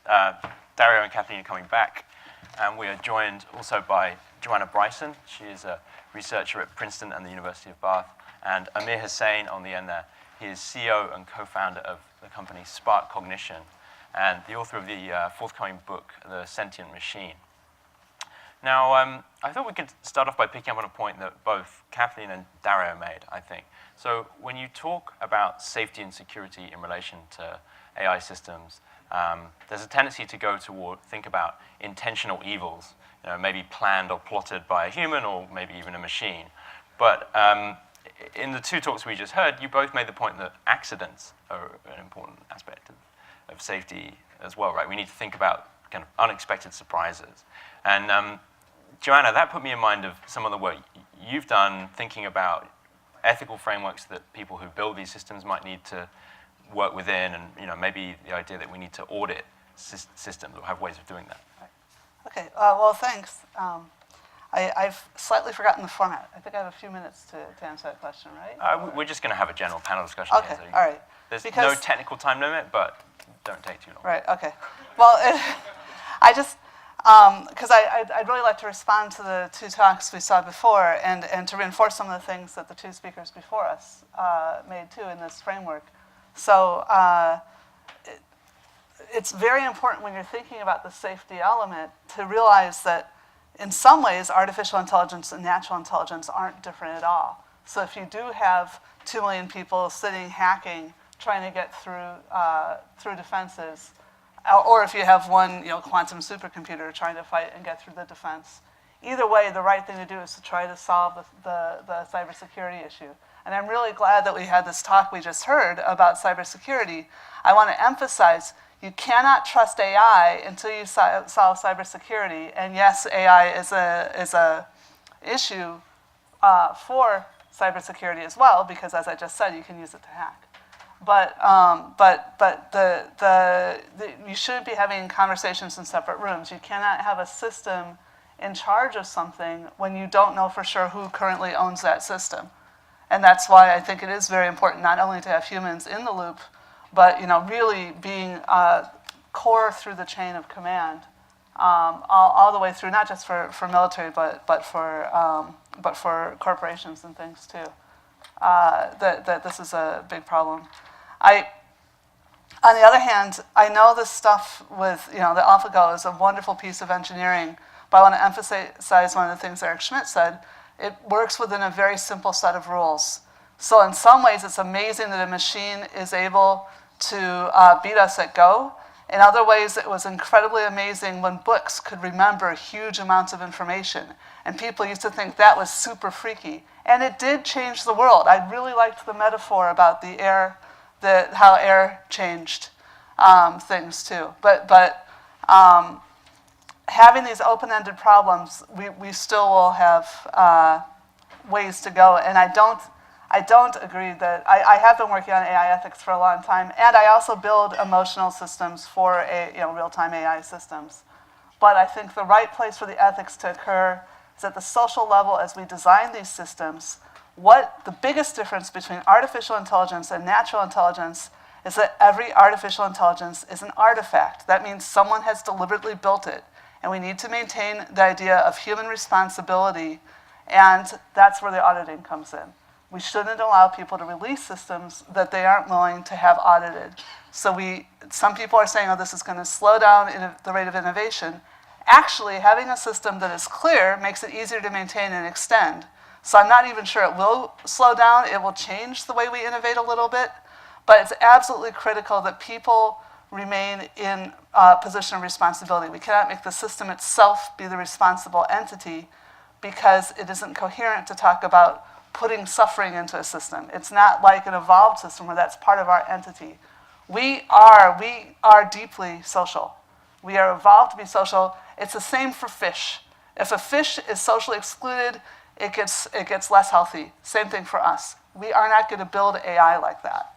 So it's important not to reason about AI that way and to recognize that we can't make the system itself responsible. Okay, and I think, Dario, you wanted to come in. Yeah, a couple points. So the first one on the idea that like security is a safety issue. I basically strongly agree with that. And the way I've often described it is that machine learning and AI systems operate on a stack where they're at a very high level above software systems. And so any vulnerability to a software system is also a vulnerability to the AI system. And then there are these additional kind of new and exotic kinds of vulnerabilities that exist as well, but that's not to say that the old vulnerabilities don't already exist. On the issue of AlphaGo, it's been said a couple times that it's just a game with kind of deterministic rules. I mean, I think that is to some extent a limitation, but our work on Dota and work on some real world robotics shows that we're actually also beginning to make progress in environments where the whole rules of the game aren't known, where you have to figure out the rules of the game as you go,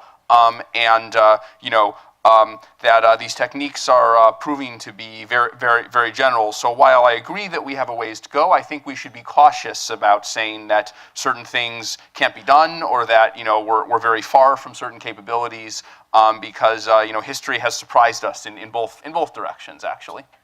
Okay, and Amir, you seem a long way away, I read. So. At Spark Ignition, you work with customers. You're actually building systems and working in the commercial realm.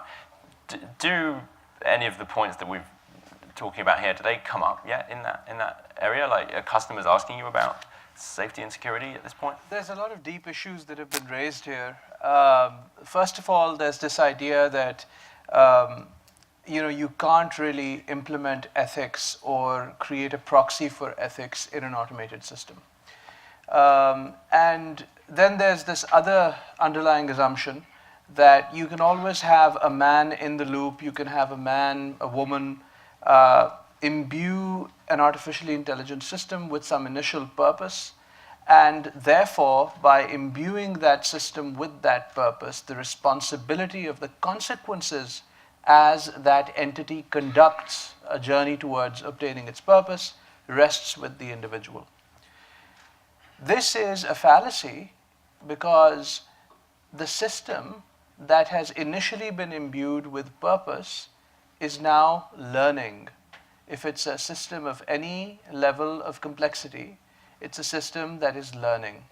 What you can do is you can neuter the system, and you can say you can learn in a gym, but when you act in the real world, you cannot adapt your knowledge. There are solutions like this because we work, for example, in environments where we have to go get stuff approved by the FAA. There are near-term solutions to problems like these. I hinted at one. But in the long term, I think there are really groundbreaking technological innovations. One of the areas that we're working on, for example, fuses this idea of a distributed view of the world implemented as a blockchain-like storage system that is shared by all agents. And all agents are given one additional quality. In addition to being able to do their work, they can also judge the efficacy of another agent. And this becomes a social system where individual agents are commenting on the efficacy and the safety and the accuracy of all the other participants. So there are other ways. Ultimately, if we stick to this position that full autonomy will not happen, we will basically have human beings take responsibility for every semi-autonomous system. One day in the battlefield, you'll have an entirely autonomous set of drones flying at you, and you won't know what to do. Joanna, you? Yeah, no, I'd very much like to answer that. I didn't actually say it was impossible to build an ethical system into an AI. I want to make this very clear. I am making strong normative recommendations, all right? So you can, in fact, the European Parliament has suggested earlier that we should consider making AI systems legal persons like companies are, right? But my argument is that because of the nature of artifacts, because of the nature of control we have over them, following the kind of model that we just heard leads us to enormous moral hazards that could create the kinds of social disasters that we were hearing discussed earlier, right?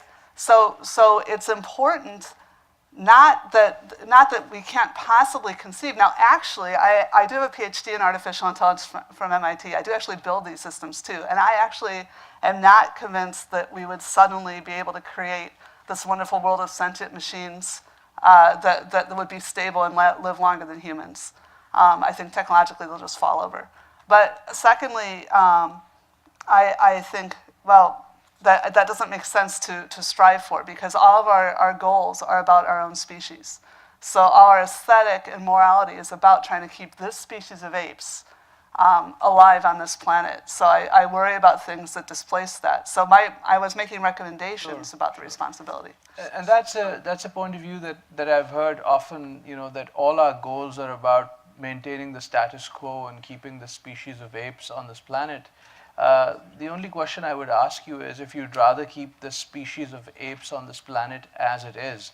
Because from my short view of human history, the human condition is pretty miserable, and I would like to do everything possible to change it. I think the apes need to probably improve themselves a little bit. We are. So I think it's. What are you talking about? Dario, yeah.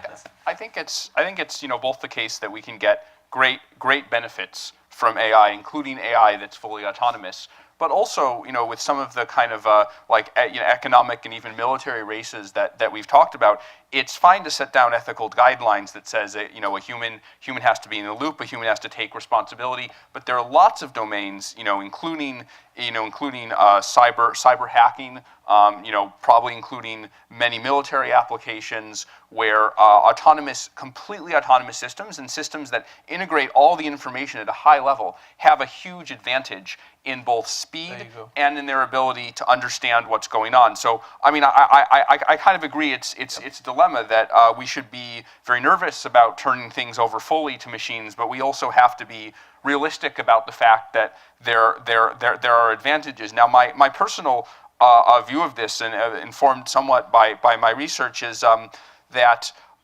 we may be able to create a kind of alignment with human values by, in the process of training these systems, we make sure that humans are in the loop when the systems are being trained. That that while we're teaching the systems what to do, we make sure that the strategies they pursue are strategies that humans would approve of, and that's where the responsibility lies. But that when we actually deploy the systems, they're going to need to operate very fast, and the particular actions they're going to take are not actions that we're going to be able to supervise, give the go-ahead to, or maybe even understand in detail. So if I were to just rephrase that and tell me if you agree, in many situations you would support full autonomy with human oversight over training, not on actual action execution in the field. That is for cases where for cases where full autonomy has such big advantages that we can't really do without it. Sure, and it just so happens that, just take one, war, which is a major human endeavor. We all strive to avoid it, but it happens. It's a major human endeavor. There, it's a fait accompli. So the point is that somebody has to invest in the AI research to make those things happen. I think basically saying, look, never, this is just on a stone tablet, I've carved it and I've brought it down from a mountain, and no system will be autonomous. Don't think it'll work, because not everybody's going to pay attention to your stone tablet. I have two very specific examples to give, but you haven't had time. I wanted to bring Kathleen in here. So you gave the example of the Cyber Grand Challenge, and I was in Vegas to witness that last year. It was maybe the weirdest show ever to grace the Vegas stage, like 5 liquid-cooled server racks. Anyway, 7, there you go. That was interesting because, as you mentioned, those systems were entirely isolated. You know, they made a big show of you could walk around and see that they were not attached to any external network. And so they operated entirely autonomously. But when that technology moves into practical application, they won't work like that, presumably. There'll be more of a kind of human-in-the-loop guidance. Like, can you tell, like, do we know how that technology will be deployed? I mean, I don't think we know exactly. It hasn't happened yet, but I suspect your intuition that it's going to be a partnership between computers and people is accurate. The computer has the ability to be very comprehensive, to be able to look at lots more than a person can, and apply the rules exactly correct and not make mistakes in certain ways. But the person has the intuition and that we don't yet know how to put into the computer. So it's also a domain where the interface between the human and the computer is likely to be relatively clear. We could build a system where the computer can come back and say, I think this is an interesting thing because of this and this. Can you look more? Where in other domains, a partnership between humans and computers is more difficult because how the computer sort of shows you what it's thinking and vice versa is much more challenging. Yeah. Can I give Sure. two very specific examples of the systems that we're talking about?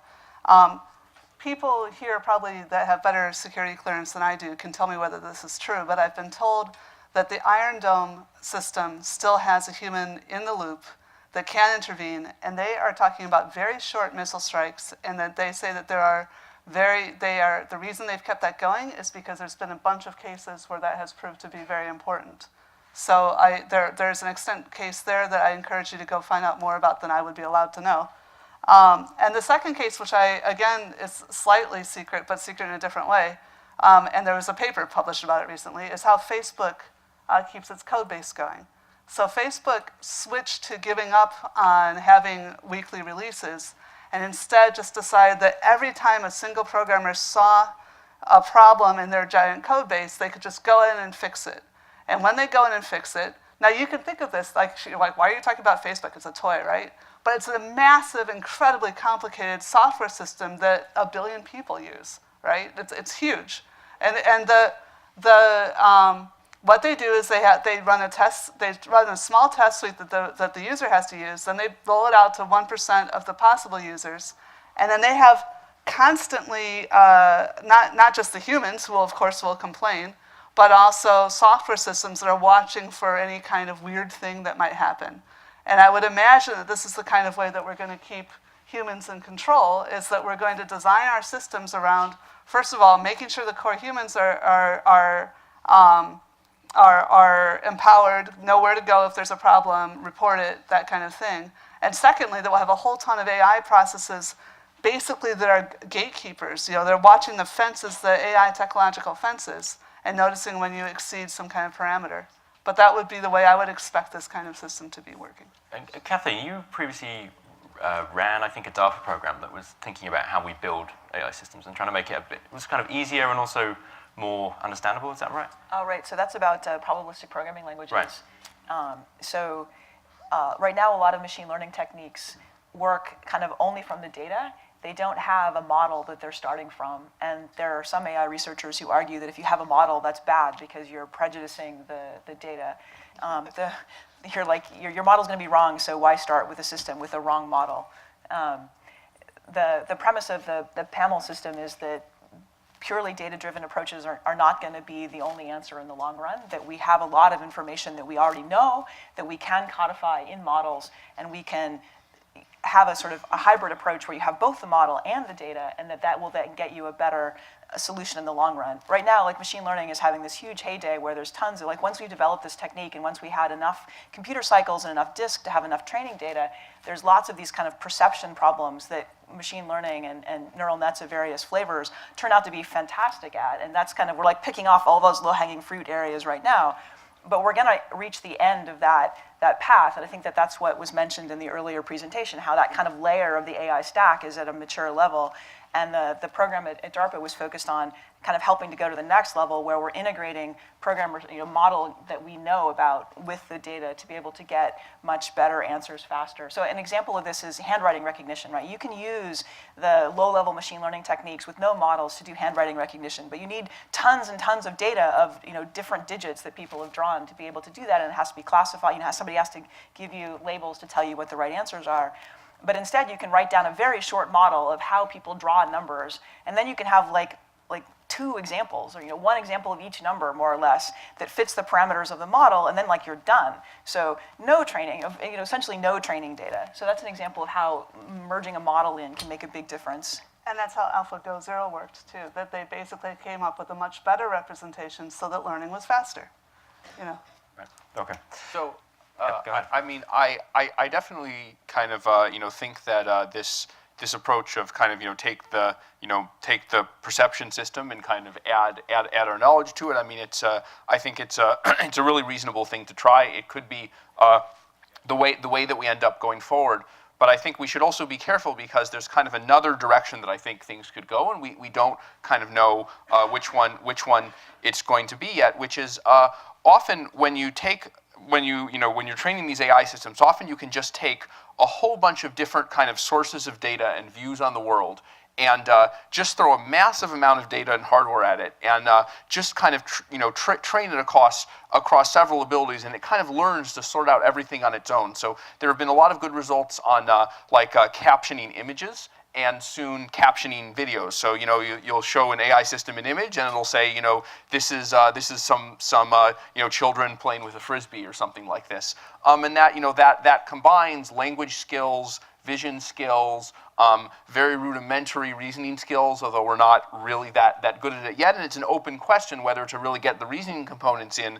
We need kind of new ideas from more traditional areas of AI. But we should also keep open and at least be ready for, in case it happens, the possibility that this kind of seamless integration of everything is possible. Because if that's possible, I think we'll have systems that it's harder to understand what's going on inside them. Transparency will be harder, and it will be harder to get humans in the loop, because when you have something like a vision captioning system, there's no discrete boundary between what are the objects in the image and what how do I parse that into language. It's all just this kind of formless set of numbers that flow throughout it. And so if that ends up happening, we're going to have to think a lot about how to make these systems do what we want. And the criticism that neural networks, connectionist systems are black boxes, there's a lot of work happening there. DARPA's funding explainable AI. There's a lot of companies doing work in that area. The issue is really on autonomy. There seems to be a very sort of broad view, and it's a far more nuanced conversation than I think a broad view can support. Let me give you an example. There's 2 specific engagements that I've been involved with. One of them has been the development of an autonomous takeoff capability for a large aircraft. And one of the challenges as you're taking an aircraft off is you can experience a condition that's called rejected takeoff. And what that is that at a high speed, say if you're in a large commercial airliner, somewhere between 80 and 120 knots on the runway, you can see some kind of a system failure. And very quickly, looking at a large number of individual sensors in the cockpit, you have to make the decision whether you want to accelerate and try and use the remaining runway to actually take off, or whether you want to stop. If you make that decision incorrectly, you can wreck the plane. You can either run out of runway, or you can take the plane off and the plane isn't sustainable. So it's a very, very life and death sort of a decision. And the other problem with this is that it doesn't happen, well, thankfully, it doesn't happen too many times.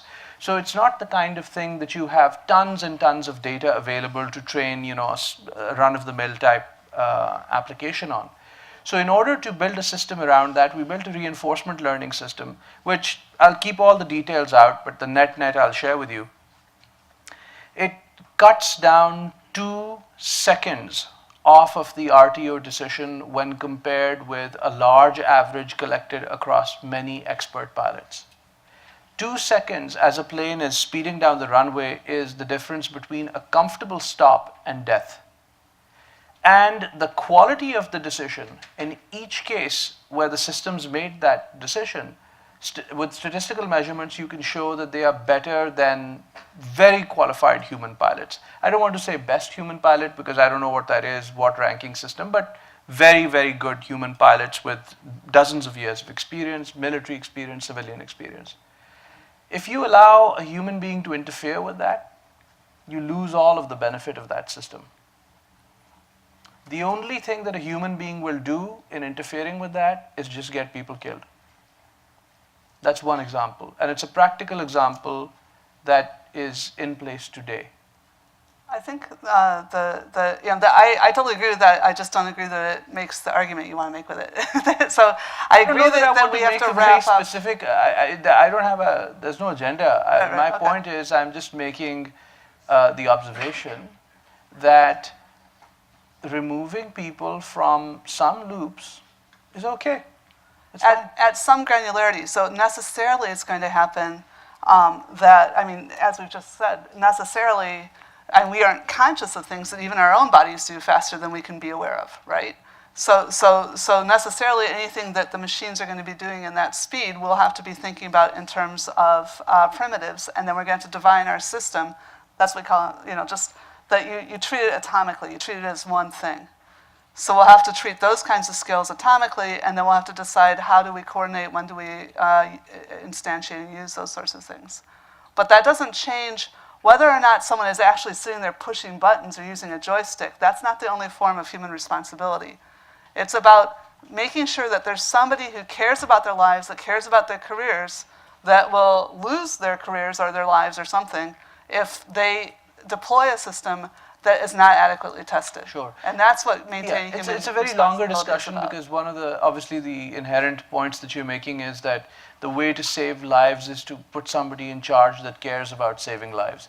And modern science would suggest that there are many other ways of saving people's lives. Also, it's not just that unless there is a person that cares about saving lives, in no situation can lives be saved. In fact, that's at the heart of a lot of the debate around AI and a lot of the outcomes, the inventions that AI makes. Eurisco was able to produce a 3-dimensional transistor that no human being had ever even dreamt of. And it became a huge contribution to the electronics industry, to humanity. Eurisco, I don't think if you asked it, would tell you that it cared about humanity, but it gave one of the most amazing gifts to humanity. So, but that's I'm going to ruin this for you. I'm going to ruin this for you. Keep going. I'm not. I am in no way challenged by the kinds of systems I build. I'm perfectly happy that they do well, and I take credit for the things that happen in my lab. And if I was working in a company, in fact, when I did work in companies, I took credit and responsibility for the things that I built. The fact that it's AI does not change the credit and responsibility. And if we do change that, then we need to figure out a different system of justice. Okay. So I think that discussion illustrates how deep these questions are, right? They're really hard. But we've heard multiple times on the stage today that everyone's in a hurry, right? That there's pressure, there's competitive pressure between countries or companies. Everyone wants to get there first. I mean, Kathleen, you mentioned that you think an arms race in sort of intelligent in some way, cyber weapons is inevitable and already happening, you think? I mean, is there evidence that that's the case? Well, I mean, there's certainly evidence. The whole cybersecurity space is an arms race, right? Where you have hackers working to find exploits and you have companies kind of scrambling, trying to patch holes. I mean, the challenge there is that we have essentially, 50, 60 years of technical debt in terms of deployed software that was built with terrible security standards. I mean, built during a time where there wasn't a cyber threat, so there was no need to spend extra time or resources bulletproofing it against insidiously clever hackers. Like, hackers are some of the most amazing people. Like, the things that they can make a computer do, kind of against all odds, that's just shocking, right? Like, it's hard to write a program that does the right thing when nobody's like making it hard, like they just give you a blank screen and you like build the program, that's really hard to get it right. Hackers are writing programs that are working under incredibly adversarial circumstances, right? They're working in an environment where somebody's trying desperately to not have them be able to be successful. And yet, time and time again, they show that it's actually really pretty easy to break into software systems. I think we might be reaching a turning point in that as, well, for one, companies and governments are getting much more motivated in building software that is more secure because we're seeing huge financial losses and costs as a result of those vulnerabilities. And the science is reaching to the point where we actually now know how to build software to much higher levels of correctness standards. Like the work that I did in the HACCPS program at DARPA, for example, engineers were able to build programs that were like, 100,000 lines of code, so small potatoes for Microsoft Windows software, but, actually like a reasonable size for a UAV or useful things that came along with a proof of memory safety. There are no buffer overflows, there are no buffer underflows, there are no integer overflows, there are no integer underflows. All of those things that hackers are managed to miraculously convert into taking over control can't possibly be there. And then what they're showing next is how you can take kind of exquisite pieces of software that have been proven to be fully functionally correct. Not only do they not have memory problems, but they do exactly what they're supposed to according to a specification, and they don't do anything else. And leverage that. It's like the SEL4 microkernel, which was built out of NICTA or Data61 in Australia, is a microkernel that allows you to partition the programs running on a computer so that they can't interfere with each other. They provably can't interfere with each other. Up to assumptions about the hardware being correct and things like that. There are always assumptions. And we're able to leverage that to build much more complex systems that hackers, red teams, haven't been able to break into. So the technical solutions are starting to be there, but this is kind of showing this arms race between people sort of trying to build software that is much more secure or harder to break into with hackers who are like insidiously clever and very, very motivated either for profit or for nation state kinds of reasons, so that like the whole formulation is built as an arms race. It's already an arms race. And then you have AI technology coming along and it's like, wow, this could basically give us our vitamin pills or super power boost if you're a superhero. And make our system much more effective than the adversary system. Of course, that's something that the relevant players in that domain are going to jump all over. It may be that it doesn't work. It may be that, like what we saw in Las Vegas at the Cyber Grand Challenge, was a carefully crafted artificial environment where we could sort of barely scrape by, but still didn't do well against the humans a few days later, the day after. The question is it going to follow the curve of chess and Go, or is it going to follow a completely different thing? Right? Program synthesis, which is what this boils down to, is a super hard technical problem. And the search space is extremely complicated, right? You can't like order programs in some way that you can kind of smoothly search through the space. It's hugely discontinuous. So it's a very hard problem. So it may totally not pan out, but absolutely people are looking at it. And if China figures it out, or if Russia or North Korea figures it out, we better figure it out too, or we're going to lose, because everything is connected, right? If you have cyber dominance, cyber warfare dominance, then you can shut down everybody else's systems, right? If you have a nation state that controls the Northeast power grid, you can make it so Manhattan doesn't have power for 3 years. If you take out power for Manhattan in 3 years, you've changed the world in a really bad way for a really long time. So I'm not saying that will happen, but I'm saying that we can't not do our best to make sure that we're at that forefront as well, so that our adversaries don't get to the point. Like, I'm not saying I don't want to like scare people too much, right? Like, I think it's too late, actually. Right. I'm basically saying like this is a really important battlefield. We have to compete and we have to win, or at least tie, right? And I don't know if AI will really be the magic bullet here or not, but it looks like it might. And if it might, we have to really invest and find out and be at that forefront. Okay, Dario. So you're working on safety. You want fewer unexpected surprises in the research lab. Now, so Kathleen describes what sounds like a pretty promising development in cybersecurity, which is that we can sort of formally verify certain pieces of software and know there are no bugs there or know how they'll behave. Like, can't we do that for the systems you're working on? I mean, that sounds like it would be great if you can somehow prove that they can't surprise you. Yeah. So I think whenever that's possible, it's a good thing. And I think particularly when you have systems deployed in the real world, if there are very well-defined kind of entry and exit points. So this was true of the aircraft collision avoidance system, where you can say that subject to certain assumptions, we can verify that a certain thing is happening. I think that's possible, but I am concerned that will be the minority of cases for situations where AI is used in the real world.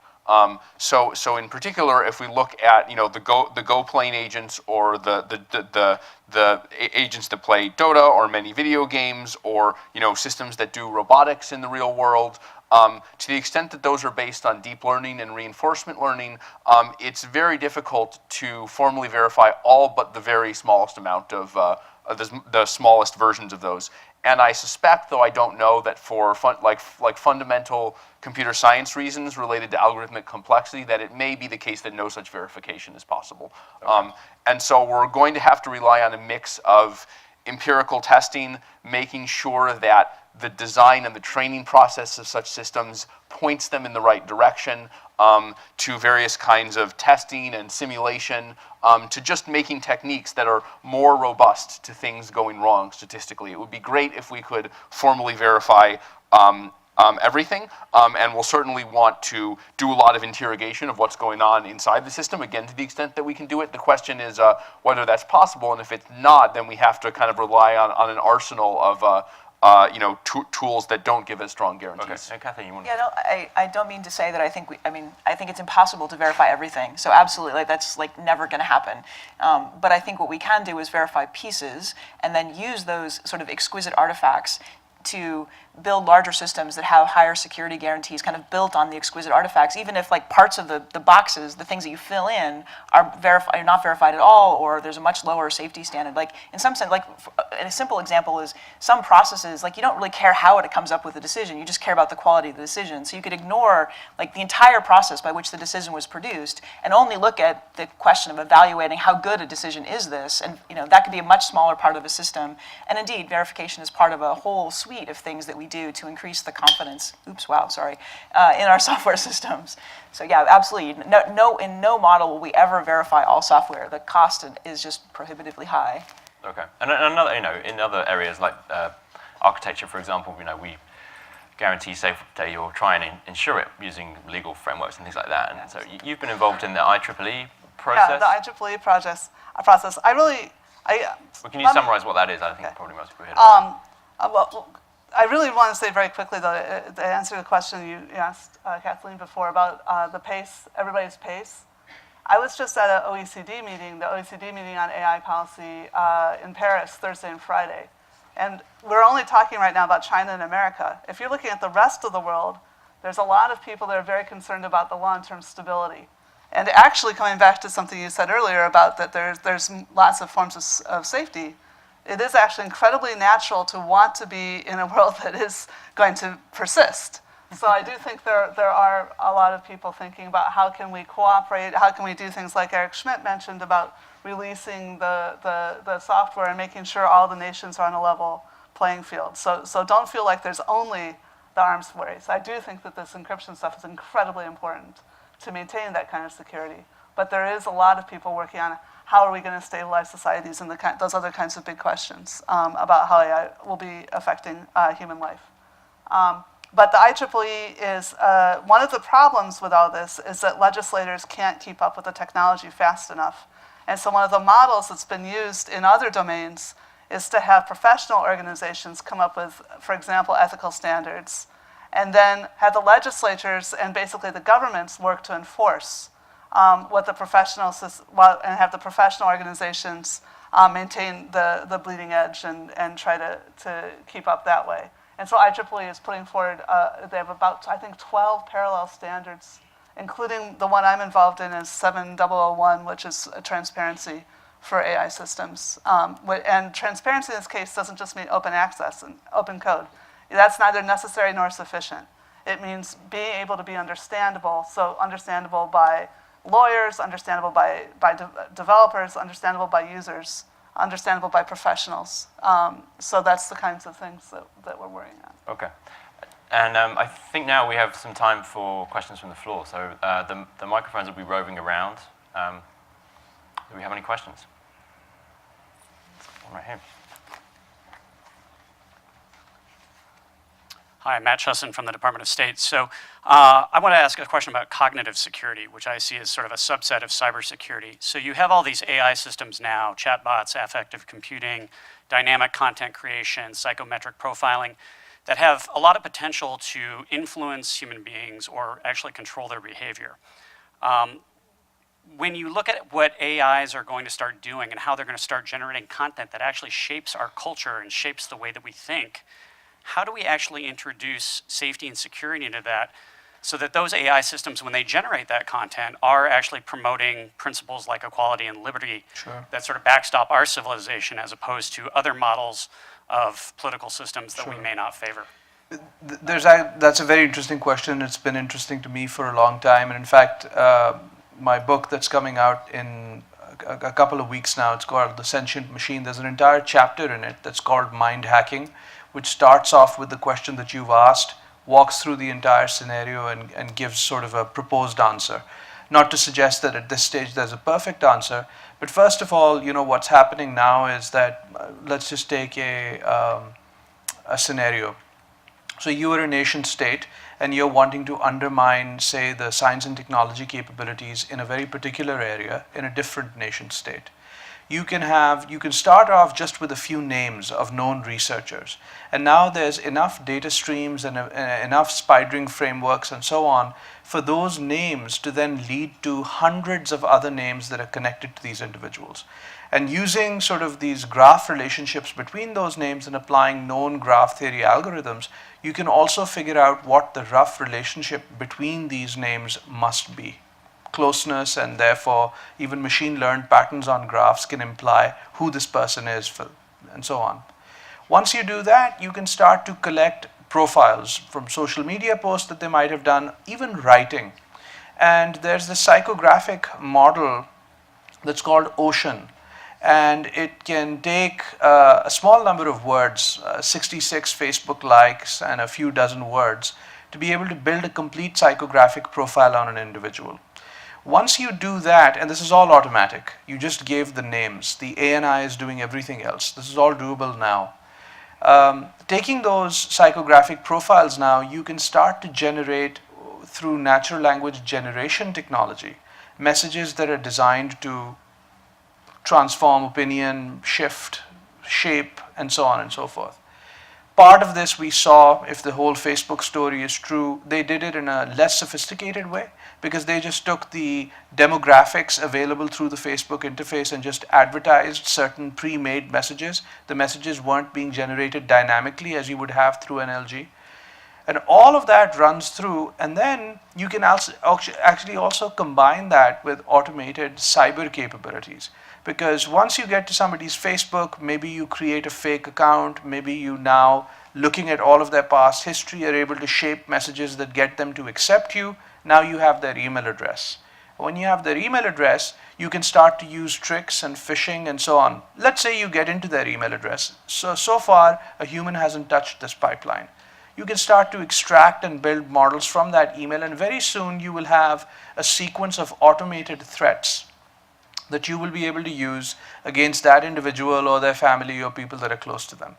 So this scenario is totally not unrealistic, and some versions of this scenario are in place now. They're being used for different things, but if you were to use this at a nation-state level to really shape opinion in very targeted communities, you could do some pretty insane things. How do we stop this? I think we'll stop you there because I want to make sure there's time for other questions from the floor. Some of the other panelists wanted to jump in on this. All of them, in fact. All right, okay.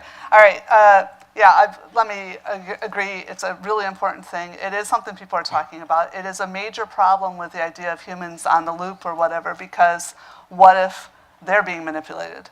And I want to say that I think while we in China are worrying about the things we're worrying about, this is what the EU is worrying about a lot. And maybe still not enough.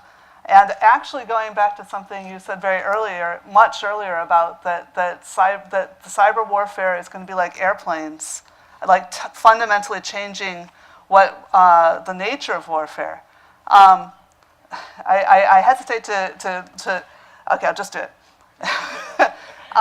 One of the definitions of warfare is having your infrastructure destroyed.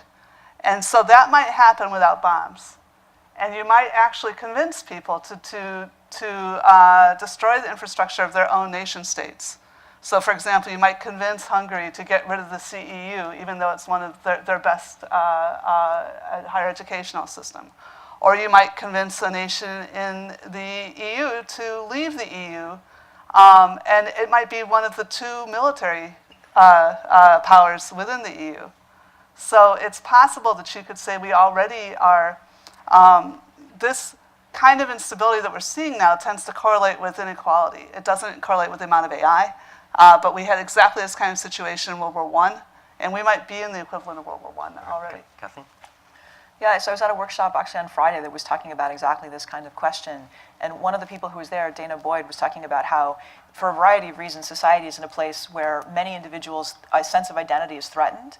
And one of the consequences of having a threatened sense of identity is that you're susceptible to basically brainwashing, right? That's like when a group brainwashes you, they take you, they deconstruct your identity, and then they build you a new one. So we're in a situation now where people are kind of, many people have a weakened sense of self-identity, and then they can go online and kind of on their own find the brainwashing material to become brainwashed in a particular way, right? So the shooter in North Carolina kind of had this, like his sense of being a white male was threatened. He went online reading about the Trayvon Martin case and didn't find the sort of mainstream narrative fit his understanding of the way world worked. He found the sort of alternative media, liked that definition instead, kind of dove down and really deeply became a believer in that philosophy. So that's like one individual case, tragic for the people involved. But if an adversary can cause that to happen at scale, you have a potential of like decentralized, widespread brainwashing of creating an army of people. And with the social media connections, the adversaries can find those people and can target the material. They can create synthetic materials. Now we have technology to be able to take a person's writing style and generate material, kind of combine a semantic model with their writing material to produce, tweets, small pieces of text that sound like that person. We have the technology to take written text and make it sound like that person if you have training data for what that person normally sounds like. So you can make audio that sounds like this person said something even though they didn't. You can take headshot videos and make that look like the face actually says what you want it to say instead of what the face. So you can, those are still the place where we can detect, like the face one, the audio, like the examples here are Obama in press conferences talking.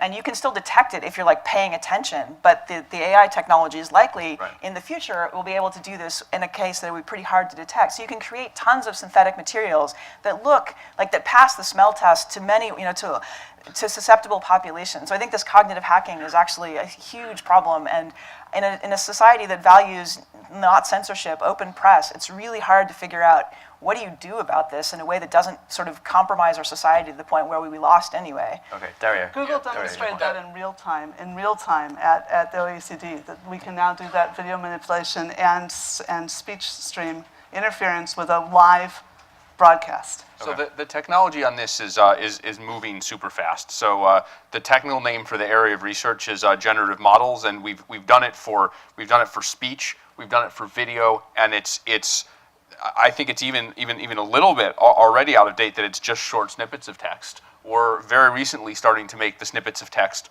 longer, that you can make whole paragraphs that make sense, that look roughly like they were written by a human. And I think the equilibrium of this is that we're going to be able to make things that there's really no way, just by looking at them, without having some context or authentication, to distinguish between whether these were made by a human or not by a human. There was a paper from NVIDIA just 2 weeks ago, basically looking at a data set of faces and making synthetic faces. Basically, they looked at a huge data set of celebrity faces, and they made a bunch of new celebrity faces of people who don't exist that were indistinguishable to a lot of humans from some of the existing celebrity faces. And I think in a couple years we're going to be able to do that for video as well. We can already kind of do it for speech, where we can synthesize speech that really sounds like a person's speech. On a lot of these we're kind of just below human parity, but I think we're going to zoom past it. But can you use the same technology, effectively in reverse to spot the fakes, or? So you can, but I think the equilibrium is that you're not going to be able to tell the difference, right? It's like if you have a money counterfeiter and the mint, and they're fighting against each other. In the end, the counterfeiter wins. Okay, right. Let's move on and have some more more questions from the floor. I hope there's one at the back there, I think. Hi. I'd like to follow up on that question just from the other side of it. So we've been talking about it from the threat side, but what about the risks of sort of benign manipulation? So we say that we want to use AI to improve decision making.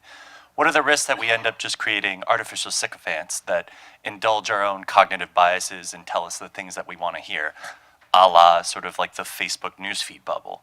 Facebook isn't designed to give you the best news, it's designed to give you the news that you like. So how does that figure into design, and sort of what are the risks in that sort of area of inadvertent psychological manipulation?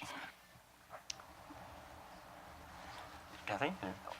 One thing that comes to mind is the work being done at CMU on bias in the data that is being trained, right? So AI, like, there's a lot of, an AI system said this, so it must be right. It's like, well, no, an AI system said that, so its model based on the training data said that that was the most likely outcome. But there's a lot of research that shows that if your data is biased, your outcomes are going to be biased. And so people are working on trying to figure out, like, measuring, is it biased? And if it is, like, what do you do about the fact that an algorithm might be biased? This is used for things like, job screening for candidates for job positions or loan applications and things like this, where the data, skews along racial lines. Actually, I was one of the 3 authors of the paper that was in Science that showed that if you just use the English language web, you will get the same implicit biases that Americans show. For racism and sexism, and also that you will your sexist attitudes about who's a programmer and who's a nurse or whatever have a 90% correlation with the actual proportion of women in those jobs. Oh, interesting. Yeah. I think we've got time for one more question, if there's one out there. One on the front here.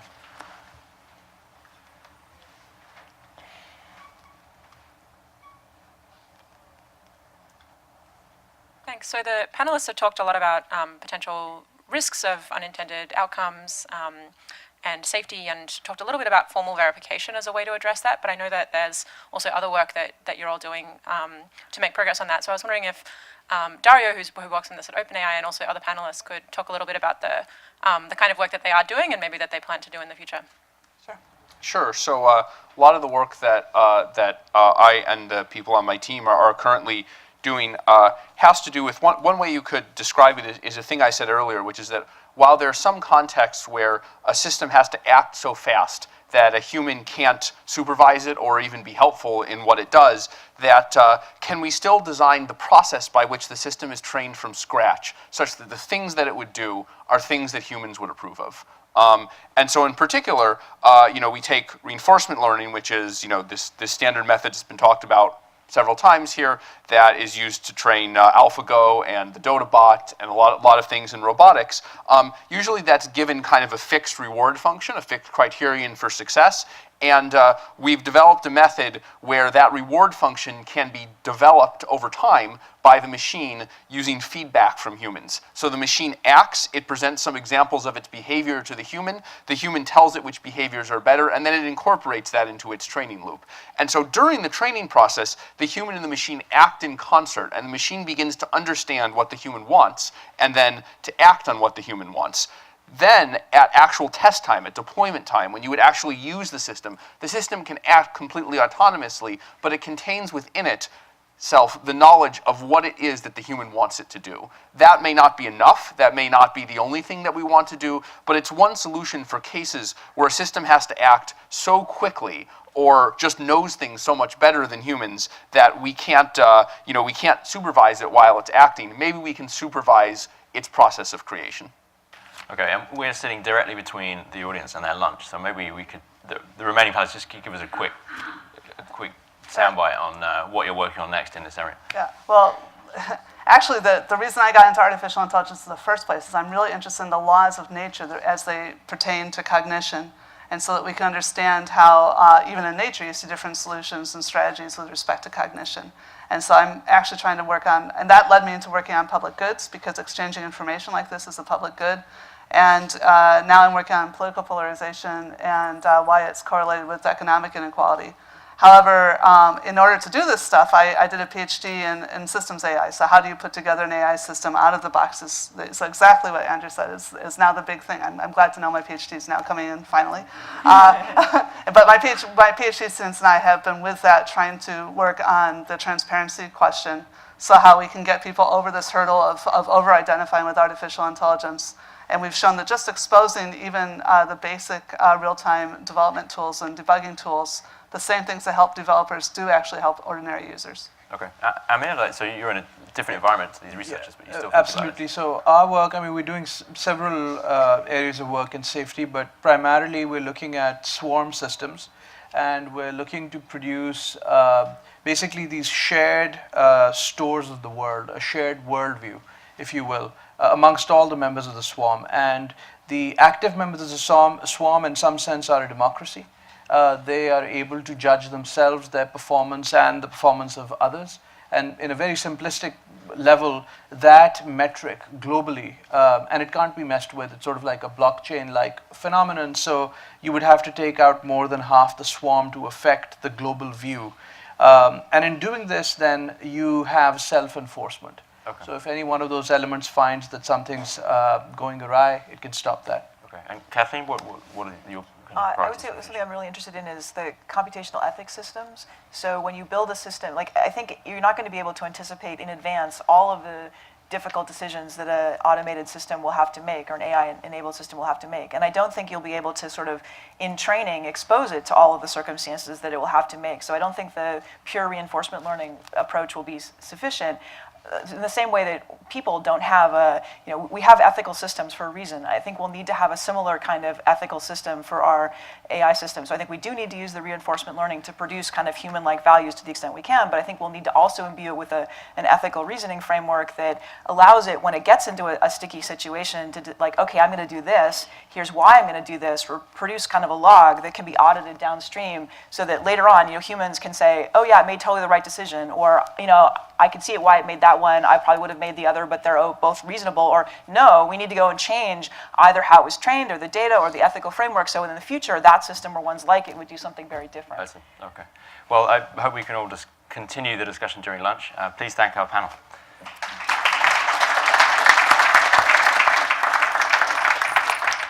Thank you, everyone. Let's please thank the panel for a great discussion. We're going to go ahead and break now for lunch. We will have reconvene back here in 30 minutes. So there's a buffet right out there. You can feel free to bring your food back to your table. There's some more tables out there. There's some tables out on the terrace. It's a little chilly, but if you throw a coat on, maybe you can enjoy it out there too. Again, 12:30 in 30 minutes. Please be back here. Thanks very much.